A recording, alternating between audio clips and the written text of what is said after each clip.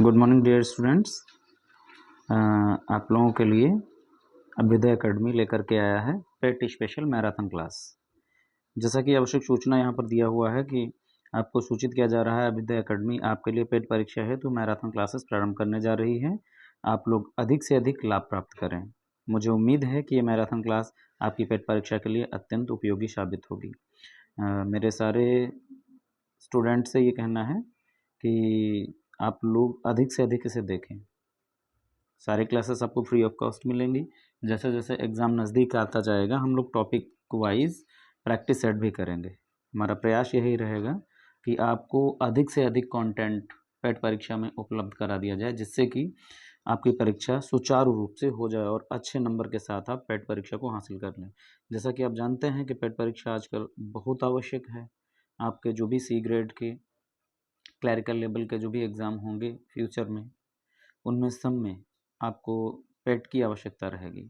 हाँ, शुरू करते हैं। चलो देखते हैं, एक एक हम लोग आगे बढ़ते हैं। सबसे पहले हम लोग चल रहे हैं प्राचीन इतिहास के बारे में, या जो हमारा भारतीय इतिहास है प्राचीन कालीन। उसके बाद में हम लोग मध्यकालीन भारत पढ़ेंगे, उसके बाद में आधुनिक भारत पढ़ेंगे। तो सबसे पहले हम लोग प्राचीन भारत शुरू करते हैं।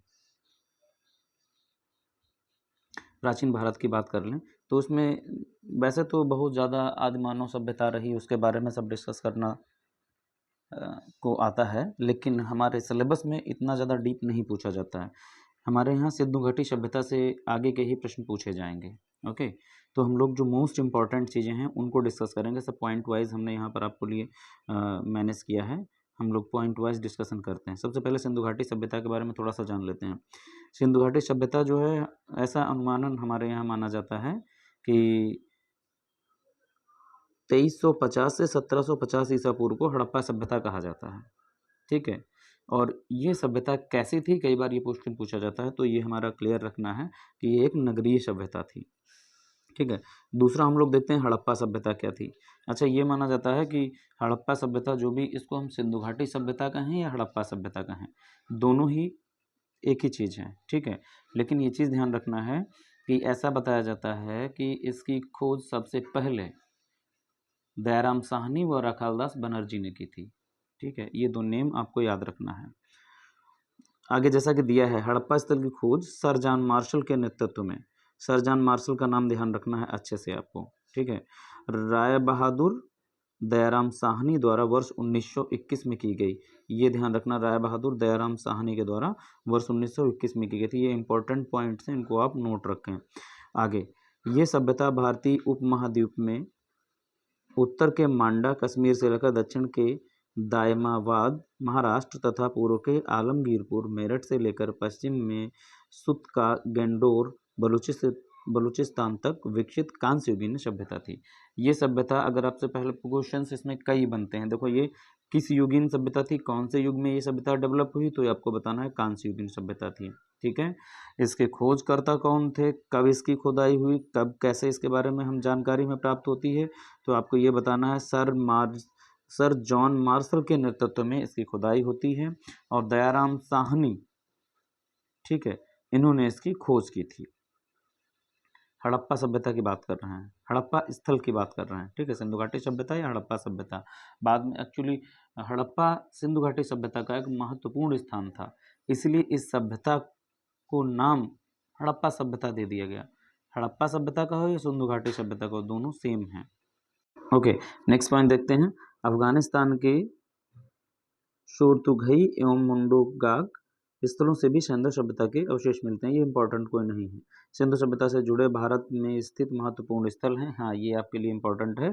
सिंधु सभ्यता से जुड़े हुए जो भारत में महत्वपूर्ण स्थल हैं वो कौन कौन से हैं? अहमदाबाद जो कि गुजरात में है। ठीक है, राजस्थान में कालीबंगा नामक जगह है। हरियाणा में हिसार है। ठीक है, जिले में बनावली, चंडीगढ़ पंजाब के समीप, रोपड़ गुजरात में है। ठीक है, ये कच्छ क्षेत्र में धौलावीरा आदि, ये सब इतने स्थल हैं, इंपॉर्टेंट स्थल हैं, इनको ध्यान रखना है। नगर योजना की बात कर लें, इनकी नगर योजना कैसी थी? हड़प्पा कालीन जो सभ्यता थी, सिंधु घाटी सभ्यता थी, इनकी नगर योजना कैसी थी, कैसे इनके नगर बसे हुए थे? पक्के थे, कच्चे थे, सुचारू रूप से रोडें थी या नहीं थी, नालियाँ थी या नहीं थी, ये सब जानकारी आपको यहाँ पर मिलेगी। हड़प्पा सभ्यता की प्रमुख विशेषता नगर योजना है, नगर नियोजन है, जल निकासी व्यवस्था है, नगरों के पश्चिमी उच्च भाग को दुर्ग एवं पूर्वी निचले आवास क्षेत्र को निचला नगर कहा जाता था। कहने का तात्पर्य ये है कि नगर योजना 2 हिस्सों में डिवाइड थी, ठीक है। पहला जो उच्च हिस्सा था, ठीक है, उच्च भाग जो है वो दुर्ग, उसमें राजा और उससे संबंधित उसके मंत्रीगण इत्यादि रहते थे, मतलब उच्च वर्ग उधर रहता था। निचला जो नगर था उसे आवास क्षेत्र कहा जाता था, यहाँ पर प्रजा का आवास था, ठीक है। दुर्ग किलेबंद क्षेत्र था जिसमें बड़ी भवन संरचनाएं, अन्नागार आदि अवस्थित थीं। सामान्यतः निचला शहर भी दीवार से घेरा गया था। जो दोनों जो पार्ट में जो ये डिवाइड था, ये दोनों को मिला करके पूरा शहर जो था उसके चारों तरफ किलाबंदी की गई थी। जैसे इस टाइप से पूरा किला बना दिया गया, ये दीवार कर दी गई और यहाँ पर इधर ऊपर उच्च भाग है, नीचे यहाँ पर प्रजा रहती है, ठीक है। लेकिन पूरा चारों तरफ से किलाबंदी थी, चारों तरफ से दीवार उठी हुई थी, ताकि बाहर से अगर कोई युद्ध करने आता है तो हमारे राज्य क्षेत्र में एंट्री ना ले पाए। मोहनजोदाड़ो से प्राप्त मोहनजोदाड़ो फेमस है अपने बृहत स्नानागार के लिए, ध्यान रखना, बृहत स्नानागार के लिए मोहनजोदाड़ो फेमस है, एक प्रमुख स्मारक है। यहाँ से क्वेश्चन पूछा जा सकता है कि बृहत स्नानागार कहाँ पाया गया था? मोहनजोदाड़ो, हड़प्पा, लोथल, कालीबंगन, ये सब विकल्प में हो सकते हैं। तो आपको ध्यान रखना है कि ये मोहनजोदाड़ो से प्राप्त हुआ था, जिसके मध्य स्थित स्नान कुंड की लंबाई लगभग ये देखो हमने पेन चला दिया, इसकी लंबाई लगभग 11.88 मीटर लंबा था। स्नान कुंड जो था 11.88 मीटर लंबा था, 7.01 मीटर चौड़ा था, 2.43 मीटर गहरा था, लगभग 2.25 मीटर तक गहराई थी। इसका प्रयोग संभवतः अनुष्ठानिक स्थान हेतु किया जाता था। अच्छा, इसका प्रयोग जो बता रहे हैं कि इसका प्रयोग कहाँ किया जाता था? अनुष्ठानिक स्नान से मतलब होता है जब कोई हवन यज्ञ या कोई बड़ा धार्मिक कार्य होता था तो यहाँ पर ज़्यादा लोग स्नान इकट्ठे ही होकर के किया करते थे। हड़प्पा नगर ग्रिड पैटर्न में व्यवस्थित है। हड़प्पा का नगर जो था वो ग्रिड पैटर्न में अवस्थित था। चलो सामाजिक जीवन देख लेते हैं, यहाँ का सामाजिक जीवन कैसा था। समाज का आधार परिवार था, जो संभवतः मातृ सत्तात्मक होता था। ध्यान रखना, हमारा आज का जो परिवार है वो पितृ सत्तात्मक है, लेकिन हड़प्पा कालीन जो परिवार थे वो मातृ सत्तात्मक हुआ करते थे। मातृ सत्तात्मक और पितृ सत्तात्मक में अंतर क्या है, समझ लेते हैं। देखो, मातृ सत्तात्मक में परिवार की मुखिया माँ होती है और पितृ सत्तात्मक में परिवार का मुखिया पिता होता है। ओके, बच्चों का जैसे स्कूल में एडमिशन दिलाना है, बच्चों का कहीं नाम चलना है तो वो माँ के नाम से चलता था हड़प्पाकालीन सभ्यता में। आज हमारे यहाँ जो उत्तर प्रदेश की बात करें तो यहाँ पर माँ पिता के आधार पर ही नाम निर्धारित होता है, वंश पिता के नाम से ही जाना जाता है। आज भी भारत में कई ऐसे देश हैं जहाँ मातृ सत्तात्मक सत्ता है। जैसे कि मैं नॉर्थ ईस्ट में गया हूँ, नॉर्थ ईस्ट में आपका मेघालय हो गया, नागालैंड हो गया, जो राज्य मैंने टहले हुए हैं वहाँ का बता रहा हूँ, वहाँ आज भी मातृ सत्तात्मक ही परिवार है। चलो आगे बढ़ते हैं। समाज के विभिन्न वर्गों के साक्ष्य मिलते हैं, पुरोहित, शासक, व्यापारी, शिल्पकार, श्रमिक आदि। मतलब समाज कई वर्गों में विभक्त था उस समय भी। लोग शाकाहारी एवं मांसाहारी दोनों प्रकार के हुआ करते थे। आमोद प्रमोद के साधन जुआ खेलना, शिकार करना, नृत्य संगीत करना इत्यादि। हड़प्पा निवासी ऊनी एवं सूती दोनों प्रकार के वस्त्र पहनते थे। शवों को जलाने एवं दफनाने दोनों प्रथाएं प्रचलित थीं। देखो यहाँ पर जो दिया गया है, जैसे कि शवों को जलाने की प्रथा और दफनाने की प्रथा आज भी हमारे यहाँ प्रचलित है, वो उस समय वहाँ पर प्रचलित थी। और एक और इनके यहाँ पर प्रथा प्रचलित थी कि आंशिक रूप से दफनाने की प्रक्रिया भी प्रचलित थी इनके यहाँ पर। आंशिक रूप से दफनाने की प्रक्रिया का तात्पर्य ये है कि ये लोग जो है आधा दफनाते थे और आधा छोड़ते थे, ताकि वो पशु पक्षी जो हैं उनका भोजन बने और उनको फूड के रूप में, भोजन के रूप में उनको दे दिया जाता था। ये थी प्रथा, ऐसा नहीं कि मैं ऐसा ही बोल रहा हूँ, ये रियल में ये प्रथा थी। पूर्ण रूप से दफनाने की या पूर्ण रूप से उनमें 3 प्रकार की व्यवस्थाएँ जो बतलाई गई हैं, यहाँ पर 2 लिखा है लेकिन 3 प्रकार की व्यवस्थाएँ थीं। आंशिक रूप से दफनाने की भी प्रथा वहाँ पर प्रचलित थी।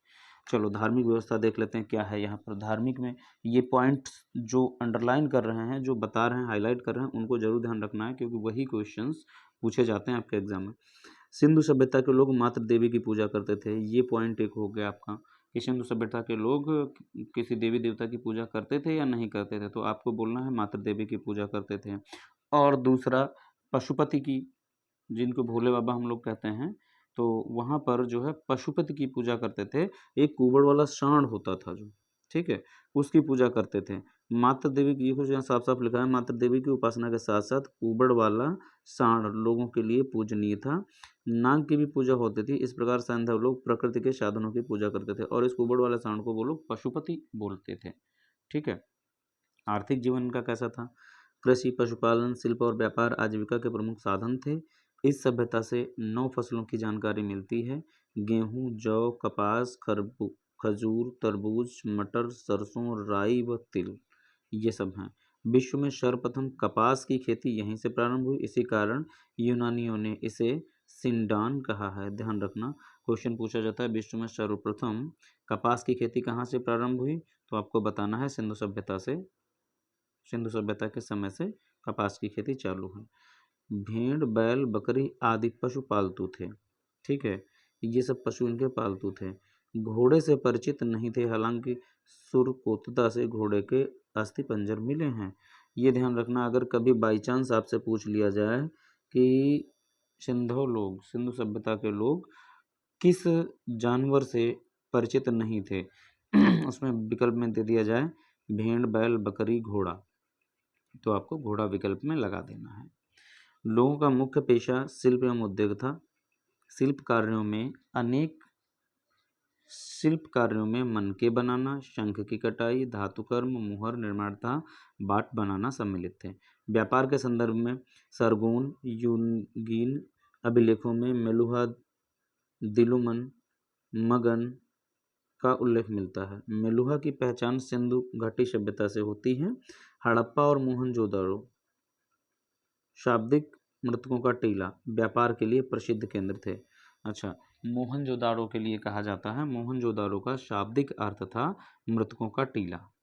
ठीक है, ध्यान रखना, मोहनजोदाड़ो का शाब्दिक अर्थ था मृतकों का टीला। ये दोनों बेसिकली अपने व्यापार के लिए ही जाने जाते थे। ठीक, आगे देखते हैं, कालीबंगा की बात कर रहे हैं।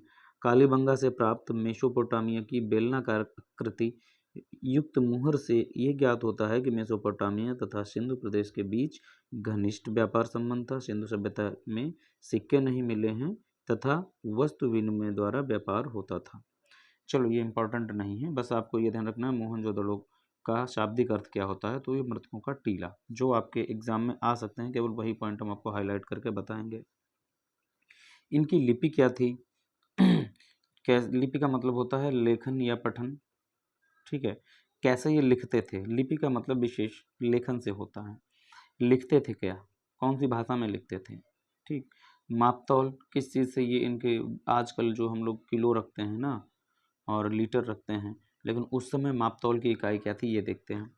हड़प्पाई लिपि भावचित्रात्मक थी तथा यह दाईं से बाईं ओर लिखी जाती थी। हड़प्पा की जो लिपि थी वो भावचित्रात्मक थी, मतलब चित्रात्मक थी मेन रूप से।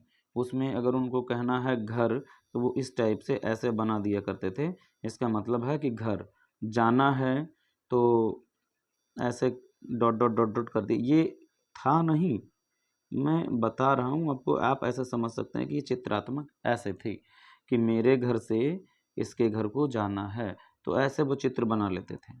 चित्रात्मक, भाव चित्रात्मक शैली थी, तो भावों को अपने चित्रों के माध्यम से एक्सप्रेस करते थे वो। ठीक है, अभी तक इनकी लिपि को पढ़ा नहीं जा सका है। ठीक है, और ये दाएं से बाएं ओर लिखी जाती थी, जैसे उर्दू आज लिखी जाती है। हिंदी तो हम लोग बाएं से दाहिनी तरफ लिखते हैं, इंग्लिश भी बाएं से दाहिनी तरफ लिखते हैं, लेकिन उर्दू को दाएं से बाईं ओर लिखा जाता है। सेम वैसे ही उनकी भी भाषा भाव चित्रात्मक होते हुए दाएं से बाईं तरफ लिखी जाती थी। आगे देखते हैं, तौल में 16 तथा उसके गुणजों का प्रयोग होता था। बाट निचले स्तर पर द्विभाजन प्रणाली में, ऊपर की ओर स्तर पर दशमलव प्रणाली में। चलो ये कोई इंपॉर्टेंट नहीं है, इतना इंपॉर्टेंट था वो ध्यान रखिएगा। आगे देखते हैं, आगे क्या होता है। हड़प्पा सभ्यता के प्रमुख स्थलों के बारे में थोड़ा सा जान लेते हैं। हड़प्पा वर्ष 1921 में खोज करके सामने आया। इसके खोजकर्ता थे दयाराम साहनी और ये विशेषतः रावी नदी के तट पर बसा हुआ है, ठीक है। और इसका वास्तविक स्थिति अभी क्या है, ये पाकिस्तान में है, मोंटगोमरी नामक जिले के पास में। यहाँ से साक्ष्य क्या मिले हैं, मोहरों पर एक श्रृंगी पशु तांबे की इक्का गाड़ी मिली है। मोहरों पर एक श्रृंगी पशु मतलब एक सींग वाला पशु मिला है मोहरों पर, और तांबे की इक्का गाड़ी मिली है। ध्यान रखना, एक श्रृंगी पशु, आपने अगर मूवी देखी है मोहनजोदारो, ठीक है, मोहनजोदारो में ऐसा पशु दिखाया गया है जिसके सर पर एक सींग होता है, तो वही एक श्रृंगी पशु मिला है हड़प्पाकालीन सभ्यता से। हड़प्पा स्थल जो है इसकी खोज 1921 में दयाराम साहनी के द्वारा होती है। ये इंपॉर्टेंट क्वेश्चन है, आपसे पूछा जा सकता है। हड़प्पाकालीन सभ्यता की खोज या हड़प्पा स्थल की खोज किसके द्वारा, इसके उत्खननकर्ता कौन थे, तो आपको बताना है दयाराम साहनी। ओके, आगे मोहनजोदारो की बात करें तो ये 1922 में आया है संज्ञान में, और इसके उत्खननकर्ता थे राखालदास बनर्जी। और मोहनजोदारो जो है सिंधु नदी के तट पर स्थित है। आज ये इसकी स्थिति कहाँ है, आज कहाँ पर है, ये पाकिस्तान में है, पाकिस्तान के लरकाना जिले के पास में स्थित है। यहाँ से क्या क्या मिला है, 3 मुख वाले देवता मिले हैं जिनको पशुपति कह सकते हैं, ठीक है, पशुपतिनाथ। नर्तकी की कांस्य मूर्तियाँ मिली हैं, विशाल अन्नागार व स्नानागार मिला है। मोहनजोदारो से, जो कि मैंने आपको बताया था कि अन्नागार और स्नानागार मोहनजोदारो की विशेषता है, ये ध्यान रखना, ये पॉइंट्स बहुत इंपॉर्टेंट हैं। चन्हू दड़ों की बात करें, ये 1931 में संज्ञान में आता है, ठीक है। इसके जो खोजकर्ता हैं NG मजूमदार हैं, सिंधु नदी पर है, आज ये भी पाकिस्तान में ही है, ठीक है। मनके बनाने के कारखाने यहाँ पर प्राप्त हुए हैं। आप मोहनजोदारो और हड़प्पा पर विशेष फोकस करें, क्वेश्चन यहीं से ज़्यादा पुटअप होता है। और भी जो इम्पोर्टेंट होगा उसको मैं बताऊंगा। कोटदीजी 1935 में आया है, जी एस घुर्रिया ने खोज की थी इसकी, और ये भी सिंधु नदी पर है, खैरपुर पाकिस्तान में है। पत्थर के बाणाग्र मिलते हैं, बाणाग्र का मतलब बाण के, जो धनुष बाण होता है उसके बाण के आगे जो चोन बनाई जाती है वो पत्थर की लगा करके बनाते थे लोग। ओके, आजकल लोहे के लग रहे हैं लेकिन वो उस समय पत्थर के बाणाग्र लगा लिया करते थे ये लोग।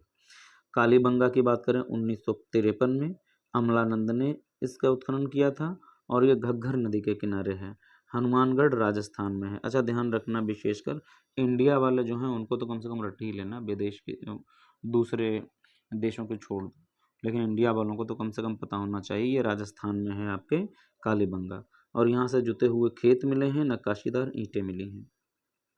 रंगपुर जो है 1953 से 54 में आया है, SR राय इसके खोजकर्ता थे, और जगह सिंध नदी जो है ये मादर नदी करके है, उस नदी पर स्थित है। कठियावाड़ जिला है गुजरात का, ठीक है। यहाँ चावल की भूसी मिली है, मतलब ये कह सकते हैं आप कि चावल की यहाँ पर फसल हुआ करती थी। रोपड़ 1953 में ही मिला है, यज्ञदत्त शर्मा के द्वारा, ठीक है, सतलज नदी पर स्थित है, रोपड़ पंजाब में है, ठीक है। मानव के साथ कुत्ते के दफनाने के साक्ष्य भी यहाँ से प्राप्त हुए हैं। लोथल की बात कर लें, लोथल भी बहुत इंपॉर्टेंट में आता है। लोथल भगवा नदी पर है, 1957 में फाइंड आउट किया गया इसको, SR राव ने इसे खोजा। गुजरात अहमदाबाद का स्थान है ये, और गुजरात का बंदरगाह जो है डॉकयार्ड, ठीक है, अहमदाबाद का डॉकयार्ड। लोथल एक बंदरगाह के रूप में जाना जाता है। अगर आपसे पूछा जाए हड़प्पाकालीन सभ्यता के अंतर्गत एक बंदरगाह का नाम बताइए, तो उसमें अगर लोथल का नाम आता है तो आप उसको वहाँ पर टिक कर दीजिएगा। बनावली की बात कर लें तो ये 1974 में खोज किया गया इसकी, रविंद्र सिंह बिष्ट ने की है। और नदी जो है सरस्वती नदी है। हिसार हिसार हरियाणा का एक जिला है, वहाँ पर मिट्टी का खिलौना वहाँ से मिले हैं, हल मिला है मिट्टी का, और जौ की फसल मिली है। इतने साक्ष्य वहाँ से प्राप्त हुए हैं। ये हो गया हमारा सिंधु सभ्यता। इन शॉर्ट हम लोग सारा कुछ कंप्लीट करते हुए चल रहे हैं। ये हमारा सिंधु घाटी सभ्यता हो गया। आगे बढ़ते हैं हम लोग वैदिक काल पे आते हैं। वैदिक काल में क्या होता है, वैदिक काल इसके बाद में आ जाता है। और वैदिक काल में क्या क्या घटनाएं होती हैं, वेद का प्रचलन शुरू हो जाता है, वेद वेदांगों पर लोग आस्था प्रकट करने लगते हैं, उन्हीं पर डिपेंड हो जाते हैं, उन्हीं के अनुसार मार्गदर्शन लेते हैं लाइफ में। देखते हैं थोड़ा सा 1500 ईसा पूर्व से लेकर 600 ईसा पूर्व तक। अच्छा, ईसा पूर्व हमेशा घटता है, ध्यान रखना, ईसा पूर्व की बात होती है। जैसे जैसे बढ़ेगा लंबाई, जैसे 600 से 700 होगा, 800 होगा, उतना ही हम पीछे को चले जाएंगे, उतना ही पुरानी अवस्था में चले जाएंगे। ठीक है, जितना ही ऐसे साल कम होगा उतना ही हम आधुनिकता की तरफ बढ़ेंगे। 1500 से 1600 ईस्वी पूर्व के कालखंड को वैदिक संस्कृति की संज्ञा दी जाती है। ध्यान रखना, वैदिक काल को दो भागों में विभाजित किया गया है। ऋग्वैदिक काल 1500 से 1000 ईसा पूर्व एवं उत्तर वैदिक काल 1000 से 600 ईसा पूर्व। ओके, आर्य सर्वप्रथम अफगानिस्तान एवं पंजाब में बसे। मैक्स मुलर ने मध्य एशिया को आर्यों का मूल निवास स्थान माना है। ये पॉइंट ध्यान रखना, आर्यों का मूल निवास स्थान कहाँ माना जाता है, तो आपको बताना है कि मूल निवास स्थान उसका मध्य एशिया को माना जाता है। दूसरी चीज कि किसने कहा है कि आर्य मध्य एशिया के निवासी थे, तो आपको बताना है मैक्स मुलर ने। दो प्रश्न हो गए आपके यहाँ से सॉल्व। ओके, आगे देखते हैं। ऋग्वैदिक काल की बात कर लेते हैं, क्या बात है ऋग्वैदिक काल में। प्रारंभिक आर्यों की जानकारी का एकमात्र प्रमुख स्रोत ऋग्वेद है। इस काल में आर्यों का मुख्य केंद्र सप्त सैंधव प्रदेश था। अच्छा, ठीक है, बताया जा रहा है कि आर्यों की जो विशेषता जानकारी जो हमें प्राप्त होती है वो ऋग्वेद से प्राप्त होती है, और इनका मुख्य केंद्र सप्त सैंधव प्रदेश माना जाता है। ओके, ओके, आगे बढ़ते हैं। आगे क्या, कहाँ पर हम लोग पहुँच गए हैं। ठीक, ऋग्वेद में उल्लिखित नदियों के बारे में थोड़ा जान लेते हैं। प्राचीन नेम और आधुनिक नेम। अब प्राचीन समय में उन नदियों को क्या कहा जाता था, आज क्या कहा जा रहा है। ठीक है, वितस्ता नदी जो प्राचीन काल में इसको वितस्ता के नाम से जानते थे, आज इसको झेलम नदी कहा जाता है। आज इस नदी को झेलम नदी के नाम से जाना जाता है। परुष्णी नदी जो थी प्राचीन काल में, इसको आज रावी नदी के नाम से जाना जाता है। क्रुम, इसको आज कुर्रम नदी के नाम से जाना जाता है। कुभा को काबुल के नाम से जाना जाता है। अस्किनी को चिनाब के नाम से जाना जाता है। द्रसद्वती को घग्घर के नाम से जाना जाता है। सुवास्तु को स्वात के नाम से जाना जाता है। शतुद्र को शतलुज के नाम से जाना जाता है। विपाशा को व्यास नदी के नाम से, गोमल को गोमती नदी के नाम से आज जाना जाता है। ओके, ये विशेष महत्वपूर्ण नहीं है, महत्वपूर्ण केवल एक पॉइंट यहाँ पर था कि आर्यों, मूलतः आर्य कहाँ से आए थे, और उसके बारे में ये किसने कहा कि मध्य एशिया के निवासी थे। दो पॉइंट्स यहाँ से आपको ध्यान रखने हैं। राजनीतिक व्यवस्था क्या थी वैदिक काल में और ऋग्वैदिक काल में। राजनीतिक व्यवस्था सरल एवं कबीलाई संरचना पर आधारित थी। संपूर्ण कबीला जन कहलाता था। अच्छा, संपूर्ण कबीला जन कहलाता था, वह कबीले का प्रधान राजन होता था। ध्यान रखना, आपसे ये पूछा जा सकता है कि ऋग्वेद काल में जो कबीले होते थे उनके प्रधान को क्या कहा जाता था। ध्यान रखना, उसको राजन कहा जाता था। सभा और समिति, विदथ आदि संस्थाएं राजा पर नियंत्रण रखती थी। सभा, समिति और विदथ ये राजा पर नियंत्रण रखती थी, और ये कहा जाता था उस समय सभा और समिति दो राजा की पुत्रियों के समान होती थी। ठीक है, सभा और समिति दो राजा की समिति, राज्य की समितियां होती थी जो राजा पर नियंत्रण रखा करती थी, राजा को निरंकुश नहीं होने देती थी। परिवारों के समूह को ग्राम, परिवारों का अगर कोई समूह कहीं पर रह रहा है उसको ग्राम, तथा प्रधान को ग्रामणी कहा जाता था। जो परिवार का प्रधान होता था उसको ग्रामणी कहा जाता था। ओके, आगे देखते हैं। सामाजिक व्यवस्था क्या थी उस समय। समाज पितृसत्तात्मक था। देखो, तुरंत बदल गया। ठीक है, हमने अभी सिंधु सभ्यता में पढ़ा, सिंधु सभ्यता में समाज जो था वो मात्र सत्तात्मक था। पॉइंट्स को नोट करते रहना बेटा। और जैसे ही हम आते हैं ऋग्वेदकालीन समय में, उस समय जो सामाजिक व्यवस्था हो जाती है वो पितृसत्तात्मक हो जाती है। तब से आज तक हमारे यहाँ पितृसत्तात्मक व्यवस्था चली आ रही है। इसीलिए हमारे यहाँ वेद वेदांगों को ज़्यादा महत्व दिया जाता है, क्योंकि वही वैदिक सभ्यता आज भी हमारे यहाँ सर्वोपरि मानी जाती है। ओके। सामाजिक विभाजन कार्यमूलक था। बाल विवाह, तलाक, सती प्रथा, पर्दा प्रथा आदि का प्रचलन नहीं था। वैदिक कालीन व्यवस्था बड़ी अच्छी थी। उसमें बाल विवाह नहीं था, तलाक भी नहीं होते थे, सती प्रथा भी नहीं था, जाति प्रथा भी नहीं थी। सबसे मेन बात तो ये है, आज के परिप्रेक्ष्य में अगर देखा जाए तो सबसे मेन बात तो ये है कि जाति प्रथा नहीं थी। आज तो जाति प्रथा अपने चरम पर है, ठीक है। जाति प्रथा नहीं थी। हम तो उम्मीद करते हैं कि फिर से यही सिस्टम आ जाए हमारे समाज में, जाति प्रथा खत्म हो। कितना राजनीतिक घमासान होता है जाति को लेकर के, धर्म को लेकर के, ये सब खत्म होना चाहिए। विशेष बस मानव धर्म सर्वोपरि है, मानव है यही सर्वोपरि। चलो आगे देखते हैं। जाति प्रथा, पर्दा आदि का प्रचलन नहीं था। जीवन भर अविवाहित रहने वाली महिलाओं को अमाजू कहा जाता था। ये पॉइंट नोट करने योग्य है। अमाजू कौन था? वैदिक कालीन सभ्यता में अमाजू किसे कहा जाता था? ये क्वेश्चन आपसे पूछा जा सकता है। तो आपको बताना पड़ेगा कि अविवाहित, जीवन भर अविवाहित रहने वाली महिलाओं को अमाजू कहा जाता था। आर्थिक व्यवस्था की बात कर लें, उस समय आर्थिक व्यवस्था कैसी थी? वैदिक काल में गाय मुद्रा की परिचायक थी।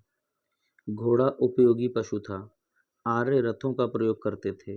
वे बाघ, मछली, चावल, नमक, लोहा तथा चांदी से अनभिज्ञ थे। ओहो, मतलब जो वैदिक कालीन सभ्यता में लोग थे वो बाघ से, मछली से, चावल से, नमक तथा लोहा तथा चांदी से अनभिज्ञ थे। ऋग्वेद में रथकार, बढ़ई, बुनकर, कुम्हार, चर्मकार आदि शिल्पियों के उल्लेख मिलते हैं। ओके, आगे देखते हैं। धार्मिक व्यवस्था कैसी थी? वैदिक काल में धार्मिक व्यवस्था तो सबसे अच्छी रही होगी, जैसा कि हम समझ सकते हैं। वेदों को हम लोग आज तक फॉलो कर रहे हैं, तो वेदों की तो उसी समय बात की जा रही है। देखते हैं। ऋग्वैदिक काल के महत्वपूर्ण देवता इंद्र थे। ध्यान रखना है, ऋग्वैदिक काल के महत्वपूर्ण देवता इंद्र थे। इन्हें ऋग्वेद में पुरंदर कहा जाता है। पॉइंट इंपॉर्टेंट है। ऋग्वेद काल में इंद्र को क्या कहा जाता है? ध्यान रखना, पुरंदर कहा जाता है। दूसरा महत्वपूर्ण देवता अग्नि तथा तीसरा प्रमुख देवता वरुण था। वरुण ऋत, नैतिकता का स्वामी था। ठीक है, वरुण को नैतिकता का स्वामी माना जाता है। स्तुति पाठ तथा यज्ञ द्वारा उपासना की जाती थी एवं यज्ञ में बलि के रूप में साग सब्जी आदि की भेंट दी जाती थी। बलि प्रथा प्रचलित थी, लेकिन उसमें मनुष्यों या जानवरों की बलि नहीं दी जाती थी। साग सब्जियों आदि की भेंट दी जाती थी। सोम को पेय पदार्थ का देवता माना जाता था। ओके, सोम, सोम एक टाइप का रस होता है, सोम रस है। सोम देवता भी हैं और उनको जो अर्घ दिया जाता है उसे सोम रस कहते हैं। सोम रस आधुनिक अगर कहा जाए तो वो मदिरा से माना जाएगा। और उस समय जो था सोम रस जो बोला जाता था वो पेड़ों की जड़ों इत्यादि से निकला, कंद मूल इत्यादि से निकला हुआ जो जूस होता था उसे सोम रस बोला जाता था। ऋग्वेद में सर्वाधिक पवित्र नदी के रूप में सरस्वती को नदीत्तमा कहा गया है। ठीक है, सरस्वती को सर्वाधिक पवित्र नदी माना गया है और उसको नदीत्तमा कहा गया है। सत्यमेव जयते मुंडकोपनिषद तथा अस्तोमा सदगमय ऋग्वेद से लिया गया है। ये वर्ड्स कई बार पूछ लिए जाते हैं। सत्यमेव जयते कहाँ से लिया गया है? तो आपको बताना है सत्यमेव जयते मुंडकोपनिषद से लिया गया है। दूसरा है अस्तोमा सदगमय, ये कहाँ से लिया गया है? तो अस्तोमा सदगमय जो है ये आपके ऋग्वेद से लिया गया है। इंपॉर्टेंट पॉइंट्स हैं। उत्तर वैदिक काल की बात करें, अभी तक हम लोग ऋग्वैदिक काल पढ़ रहे थे, ठीक है। उत्तर वैदिक काल की बात कर लें। इस काल में वैदिक सभ्यता का विस्तार पश्चिम से पूर्व बिहार तक हो गया था। कुरु, पांचाल और काशी उत्तर वैदिक काल के मुख्य जनपद थे। अंग और मगध आर्य क्षेत्र से बाहर थे। सामवेद, यजुर्वेद एवं अथर्ववेद तथा ब्राह्मण ग्रंथों, अरण्यकों एवं उपनिषदों की रचना इसी काल में हुई थी। ध्यान देना है, जो हमारे सामवेद हैं, यजुर्वेद हैं, अथर्ववेद हैं तथा ब्राह्मण, साम, यजुर, अथर्व 3 ग्रंथ, इनकी रचना तथा ब्राह्मण ग्रंथों की रचना और उपनिषदों की रचना इसी समय में हुई है, उत्तर वैदिक काल में। तो ऋग्वेद की रचना कब हुई है? वो ऋग्वैदिक काल में ऋग्वेद की रचना पहले हो गई थी। उत्तर वैदिक काल में सामवेद, यजुर्वेद एवं अथर्ववेद तीनों वेदों की रचना उत्तर वैदिक काल में हुई है, और पूर्व वैदिक काल कह सकते हैं जिसको, उसमें ऋग्वेद की रचना हुई है। राजनीतिक व्यवस्था क्या थी? इस काल में राजतंत्र शासन का आधार क्षेत्र बना था तथा कबीले एक दूसरे में विलीन होकर जनपदों के रूप में सामने आए, जिनके फलस्वरूप 16 महाजनपदों की स्थापना हुई। सभा एवं समिति दो राजा की निरंकुशता पर रोक लगाती थी। देखो, जो मैंने पीछे बताया था आपको, सभा एवं समिति राजा की निरंकुशता पर रोक लगाती थी तथा उनके महत्व में कमी आई। ओके, आगे देखते हैं। सामाजिक व्यवस्था क्या थी वहां पर? राजनीतिक व्यवस्था ये तो हो गई। सामाजिक व्यवस्था, समाज में स्त्रियों की दशा में गिरावट आ गई थी। वैदिक कालीन समय में स्त्रियों की स्थिति में गिरावट आई थी। गोत्र प्रथा प्रचलित थी। वर्ण व्यवस्था जन्म के आधार पर प्रचलित हुई। परिवार में पितृ प्रधान संयुक्त परिवार की व्यवस्था प्रचलित थी। उत्तर वैदिक काल में भी जो पारिवारिक व्यवस्था है वो पितृसत्तात्मक है। आर्थिक व्यवस्था कैसी थी? आर्थिक व्यवस्था देख लेते हैं। कृषि एवं पशुपालन के साथ अनेक प्रकार के शिल्पों की चर्चा मिली है। पशुपालन की अपेक्षा कृषि आर्थिक जीवन का मुख्य आधार बनी। शतपथ ब्राह्मण में कृषि प्रक्रियाओं का उल्लेख मिलता है। ये पॉइंट नोट कर लेना कि कौन से ब्राह्मण में कृषि प्रक्रियाओं का उल्लेख मिलता है, तो आपको आंसर लगाना है शतपथ ब्राह्मण में कृषि संबंधित क्रियाओं का उल्लेख मिलता है। चित्रित धूसर मृदभांड क्या है? ये इनको देख लेते हैं। चित्रित धूसर मृदभांड क्या है, इनको देख लेते हैं। मिट्टी के विशेष प्रकार के बर्तन बनाए जाते थे जिन्हें चित्रित धूसर मृदभांड कहा जाता था। मिट्टी के विशेष प्रकार के डिजाइन युक्त जो बर्तन बनाए जाते थे उनको चित्रित धूसर मृदभांड कहा जाता था। ठीक है। व्यापार प्रायः वस्तु विनिमय द्वारा ही होता था। वस्तुओं का आदान प्रदान करके व्यापार होता था। उत्तर वैदिक ग्रंथों में श्याम अयस की चर्चा मिली। उत्तर वैदिक जो ग्रंथ है, ठीक है, उसमें श्याम अयस का मतलब होता है लोहे की चर्चा मिलती है। मतलब उत्तर वैदिक काल में यहाँ के लोगों को लोहे की जानकारी प्राप्त हो गई थी। धार्मिक व्यवस्था देख लेते हैं, उसमें धर्म का क्या कैसे महत्व था। उत्तर वैदिक काल की बात कर रहे हैं। ओके, इंद्र के स्थान पर प्रजापति सर्वाधिक प्रिय देवता बन गए। आ जाओ भाई, उत्तर वैदिक काल में पहले जो ऋग्वैदिक काल था उसमें इंद्र प्रमुख देवता थे। ऋग्वैदिक काल में इंद्र प्रमुख देवता थे, लेकिन उत्तर वैदिक काल में प्रजापति जो था वो सर्वाधिक प्रिय देवता बन गए। समाज में ब्राह्मणों का प्रभुत्व बढ़ता चला गया। समाज में ब्राह्मणों का प्रभुत्व बढ़ गया था। वे ही धार्मिक अनुष्ठान करवाते थे। इस काल में जादू टोने में विश्वास भी बढ़ गया था। ओके, इस समय में जादू टोने का भी विश्वास लोगों में बढ़ गया था। वैदिक साहित्य की बात करें थोड़ा सा शॉर्टकट में, यहाँ पर पूरा दे दिया गया है। ऋग्वेद की बात करें, ऋग्वेद में 10 मंडल, 1028 श्लोक, 1017 सूक्त तथा 11 बाल खिल्ले तथा लगभग 10,600 मंत्र हैं। ऋग्वेद के मंत्रों का उच्चारण करने वालों को होत्री कहा जाता है। एक इम्पॉर्टेंट इससे क्वेश्चन बनता है कि ऋग्वेद में कितने मंडल हैं। दूसरा, ऋग्वेद के मंत्रों का उच्चारण करने वाले को क्या कहा जाता है। तो पहला है ऋग्वेद में 10 मंडल हैं। ओके, दूसरा जो है कि ऋग्वेद के मंत्रों को उच्चारण करने वाले व्यक्ति को होत्री कहा जाता था। 2 पॉइंट यहाँ से आप नोट करें। ऋग्वेद में 10 राज्य युद्ध का उल्लेख है। यह परुष्णी नदी के तट पर हुआ जिसमें सुदास विजयी हुआ। ऋग्वेद के 10वें मंडल के पुरुष सूक्त में 4 वर्णों ब्राह्मण, क्षत्रिय, वैश्य एवं शूद्र का उल्लेख है। ये इंपॉर्टेंट नहीं है। 2 पॉइंट हैं। ऋग्वेद में 10 मंडल हैं। दूसरा, ऋग्वेद के मंत्रों को उच्चारित करने वाले को होत्र कहा जाता है। ये ध्यान रखना है। अब हम बात करते हैं यजुर्वेद की। यजुर्वेद में क्या हुआ, कैसे हुआ, यजुर्वेद के बारे में थोड़ी सी जानकारी ले लेते हैं। यह कर्मकांड प्रधान है। सबसे पहला पॉइंट इम्पोर्टेंट कि कौन सा वेद कर्मकांड प्रधान है, तो बताना है यजुर्वेद जो है कर्मकांड प्रधान वेद है। ओके, ये दो भागों में विभक्त है, कृष्ण यजुर्वेद और शुक्ल यजुर्वेद। ओके, इस वेद के मंत्रों का उच्चारण अधुर्य ऋषि करते थे, अधुर्य ऋषि करते थे। ओके, तो इसको बस ध्यान रखना है कि कर्मकांड पर आधारित जो वेद है वो यजुर्वेद है। सामवेद की बात करें, साम का अर्थ होता है गान। ध्यान रखना कि एकमात्र वेद ऐसा है, ठीक है, जो कि पूरा संगीतमय है, वो है हमारा सामवेद। इसीलिए बताया गया है साम का मतलब है, अर्थ है गान। सामवेद को मंत्रों का उच्चारण उद्गाता ऋषि करते थे। ठीक है, ये सामवेद के मंत्रों का जो भी उच्चारण करता है उसे उद्गाता कहा जाता है। अथर्ववेद की बात कर रहे हैं।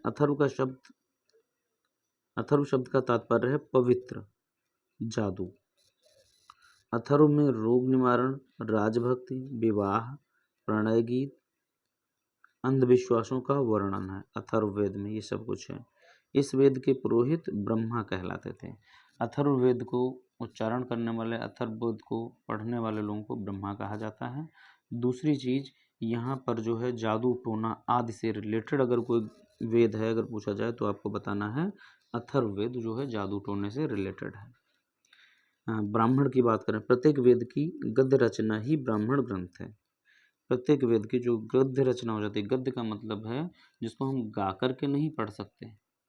पद्य होता है वो, उसे हम गा करके पढ़ते हैं। जो कविताएं होती हैं पद्य में आती हैं, और गद्य में कहानियां टाइप की होती हैं। ओके, तो कहा जा रहा है कि वेद की गद्य रचना ही ब्राह्मण ग्रंथ है। जो वेद की गद्यों में रचना है उन्हीं को ब्राह्मण कहा गया है। ऋग्वेद के संबंधित ब्राह्मण कौन सा है? कौशितिकी और ऐतरेय ब्राह्मण जो है ऋग्वेद से रिलेटेड है। यजुर्वेद से रिलेटेड है तैत्तरीय और शतपथ।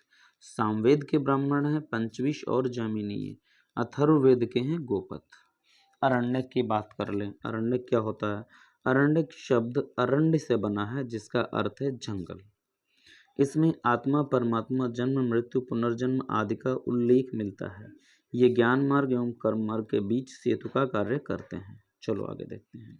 उपनिषद की बात कर लें। इसका शाब्दिक अर्थ उस विद्या से है जो गुरु के समीप बैठकर एकांत में सीखी जाती है। इसमें आत्मा और ब्रह्म के संबंध में दार्शनिक चिंतन का वर्णन किया गया है। उपनिषदों की संख्या 108 है। इन्हें वेदांत भी कहते हैं। ध्यान रखना, यहाँ से आपको 2 पॉइंट याद रखने हैं। उपनिषद का अर्थ, उप का मतलब होता है समीप, ठीक है, तो समीप बैठ करके जो शिक्षा ली जाती है, गुरु के समीप बैठ करके जो शिक्षा प्राप्त की गई है, जिसे पढ़ा गया है, रटा गया है, अंतर्मन में जिसको बसाया गया है, वो विद्या हमारी उपनिषद से प्राप्त होती है। उसे उपनिषद कहते हैं। पास में बैठ करके जो ज्ञान प्राप्त किया गया उसे उपनिषद कहते हैं। टोटल उपनिषदों की संख्या 108 है और इन्हें वेदांत कहा जाता है। ये 3 पॉइंट। उपनिषद का मतलब होता है समीप बैठकर शिक्षा ग्रहण करना। दूसरा, इसकी संख्या 108 है। तीसरा, इन्हें वेदांत कहा जाता है। 3 पॉइंट यहाँ से आपको बनते हैं, ध्यान रखना। ये तीनों पॉइंट कंसीडर करना। आगे देखते हैं उपवेद क्या होते हैं। उपवेद वेदों के जो कुछ छोटे छोटे संहिताएं बना दी गई हैं, उन्हें उपवेद कह दिया जाता है। उनसे संबंधित जो है, ऋग्वेद जो है उसको आयुर्वेद भी कहते हैं या चिकित्सा शास्त्र कहते हैं। यजुर्वेद जो है उसे धनुर्वेद, युद्ध शास्त्र से संबंधित वेद कहते हैं। कई बार ऐसा पूछ लिया जाता है चिकित्सा से संबंधित वेद कौन सा है, आपको बताना है ऋग्वेद। युद्ध शास्त्र से संबंधित वेद कौन सा है, यजुर्वेद। संगीत शास्त्र से संबंधित वेद कौन सा है, सामवेद। भवन निर्माण कला आदि से संबंधित वेद कौन सा है, तो आपको बता देना है अथर्ववेद। वेदांगों की रचना वेदों का अर्थ समझने के लिए की गई है। ये 6 हैं। अच्छा, कई बार पूछ लिया जाता है क्वेश्चन, वेदांग कितने हैं, आपको बताना है वेदांग टोटल 6 होते हैं। कौन कौन से हैं? शिक्षा, कल्प, व्याकरण, निरुक्त, छंद एवं ज्योतिष। ये इतने हमारे वेदांग बोले जाते हैं। ठीक है, आगे बढ़ते हैं। बहुत बड़ा वीडियो हो रहा है, लेकिन कोई बात नहीं, हमें पूरा मैराथन का मतलब ही होता है कि पूरा अतिशीघ्र पूरा कवर करना। चलो आगे बढ़ते हैं। ओके, पुराण के बारे में जानते हैं। पुराण क्या थे? मत्स्य पुराण है, विष्णु पुराण है, नारद वामन प्रमुख पुराण है। विष्णु पुराण, मत्स्य पुराण, नारद पुराण, वामन प्रमुख पुराण है। इनमें सभी सबसे प्राचीन मत्स्य पुराण है, जिसमें विष्णु के 10 अवतारों का उल्लेख मिलता है। तो इसमें देख लेना, सबसे प्राचीन जो पुराण है, बस एक ही इससे पूछा जाएगा, बहुत ज़्यादा नहीं। सबसे प्राचीन पुराण कौन सा है तो बता देना, मत्स्य पुराण है। और ऐसा कौन सा पुराण है जिसमें विष्णु के 10 अवतारों का उल्लेख मिलता है, तो वो बताना आपको, विष्णु पुराण। बस 2 ही पॉइंट इसमें से। रामायण की बात करें, महर्षि वाल्मीकि ने इसलिए रचना की थी। क्वेश्चन कई बार पूछा जाता है कि रामायण की रचना किसने की। लोग जनरली रामचरितमानस लिख देते हैं, रामचरितमानस नहीं है, ध्यान देना है बच्चा। रामायण की रचना महर्षि वाल्मीकि ने की है, और जो रामचरित मानस है वो है हमारा तुलसीदास कृत। ओके, इसे चतुर्विंशति सहस्त्री संहिता भी कहा जाता है। ये नहीं, बस इतना, महर्षि वाल्मीकि ने रामायण की रचना की है। महाभारत, महर्षि व्यास ने इसकी रचना की थी। महाभारत को जय संहिता, सतसहस्त्री संहिता के नाम से भी जाना जाता है। महाभारत में केवल 2 पॉइंट, महाभारत के रचयिता कौन है? व्यास जी हैं। ओके, और इसको जय संहिता भी कहा जाता है। 2 पॉइंट्स। आगे देख लो, सूत्र साहित्य क्या होता है। वैदिक साहित्य में विधि और नियमों के प्रतिपादन हेतु सूत्र साहित्य का प्रणयन किया गया, जिसे कल्प सूत्र कहा गया। इसके 3 भाग हैं, ये कुछ नहीं। स्मृतियों की बात करें, इसमें सामाजिक नियम बताए गए हैं। कुछ स्मृतियाँ, मनुस्मृति, नारद स्मृति, यज्ञवल्क्य स्मृति, बृहस्पति पर पराशर स्मृति, कल्याण स्मृति, ये कोई मतलब नहीं है। ठीक है, आगे बढ़ते हैं। महाजनपदों का उदय कब हुआ, कैसे हुआ, क्या हुआ, देखते हैं। बौद्ध ग्रंथ अंगुत्तर निकाय में, जैन ग्रंथ भगवती सूत्र में 6वीं शताब्दी ईसा पूर्व के 16 जनपदों का उल्लेख है। आगे देखते हैं। इसमें बस आपको नाम और राजधानी ये आपको याद करना है। क्षेत्र वगैरह आपसे नहीं पूछा जाएगा, आपसे डायरेक्ट क्वेश्चन हिट करने वाला पूछा जाएगा। जैसे मगध है, इसकी राजधानी गिरिव्रज है। अंग की चंपा, काशी, वाराणसी, वज्र, वैशाली, वत्स, कौशाम्बी, कौशल, श्रावस्ती, मल, कुशावती, अवंती, उज्जैन, शूरसेन, मथुरा, पांचाल, अहिच्छत्र, छेदी, सोथीवती, चेदी, सोथीवती, कुरु, इंद्रप्रस्थ, कुरु की ध्यान देना, कुरु की इंद्रप्रस्थ, मध्य, विराटनगर, कंबोज, हटक, अश्मक, पोटिल, पोतना, गांधार की तक्षशिला। ठीक है, ये सब राजधानियां केवल आपको याद करनी है इसमें, और विशेष नहीं। भारत में धार्मिक आंदोलन की बात कर रहे हैं। धार्मिक आंदोलन जो बौद्ध धर्म है, जैन धर्म है, इनका सबका यहाँ से प्रचलन शुरू हो जाता है हमारा। जैन धर्म के संस्थापक, विशेषता आपको याद रखना है, जैन धर्म के संस्थापक कौन थे? ऋषभदेव थे। ठीक है, प्रथम तीर्थंकर भी थे और ये इसके संस्थापक भी थे। जैन धर्म के संस्थापक और प्रथम तीर्थंकर, जैन धर्म के संस्थापक तथा प्रथम तीर्थंकर ऋषभदेव थे, ध्यान रखना है। ठीक है, जैसे कि हम याद रखते हैं कि हमारा एक फ्रेंड है, उसका नाम है ऋषभ, तो ठीक है, उसको हम जैन धर्म से जोड़ लेते हैं। ऐसे ही आप लोगों का भी अगर कोई फ्रेंड है, उसका नाम उस धर्म से जोड़ दीजिए, वो हमेशा आपको याद रहेगा। ठीक है, जैन धर्म से संस्थापक ऋषभदेव थे, जो कि प्रथम इसके तीर्थंकर भी थे। जैन धर्म के 23वें तीर्थंकर पार्श्वनाथ, महावीर स्वामी 4वें तीर्थंकर थे।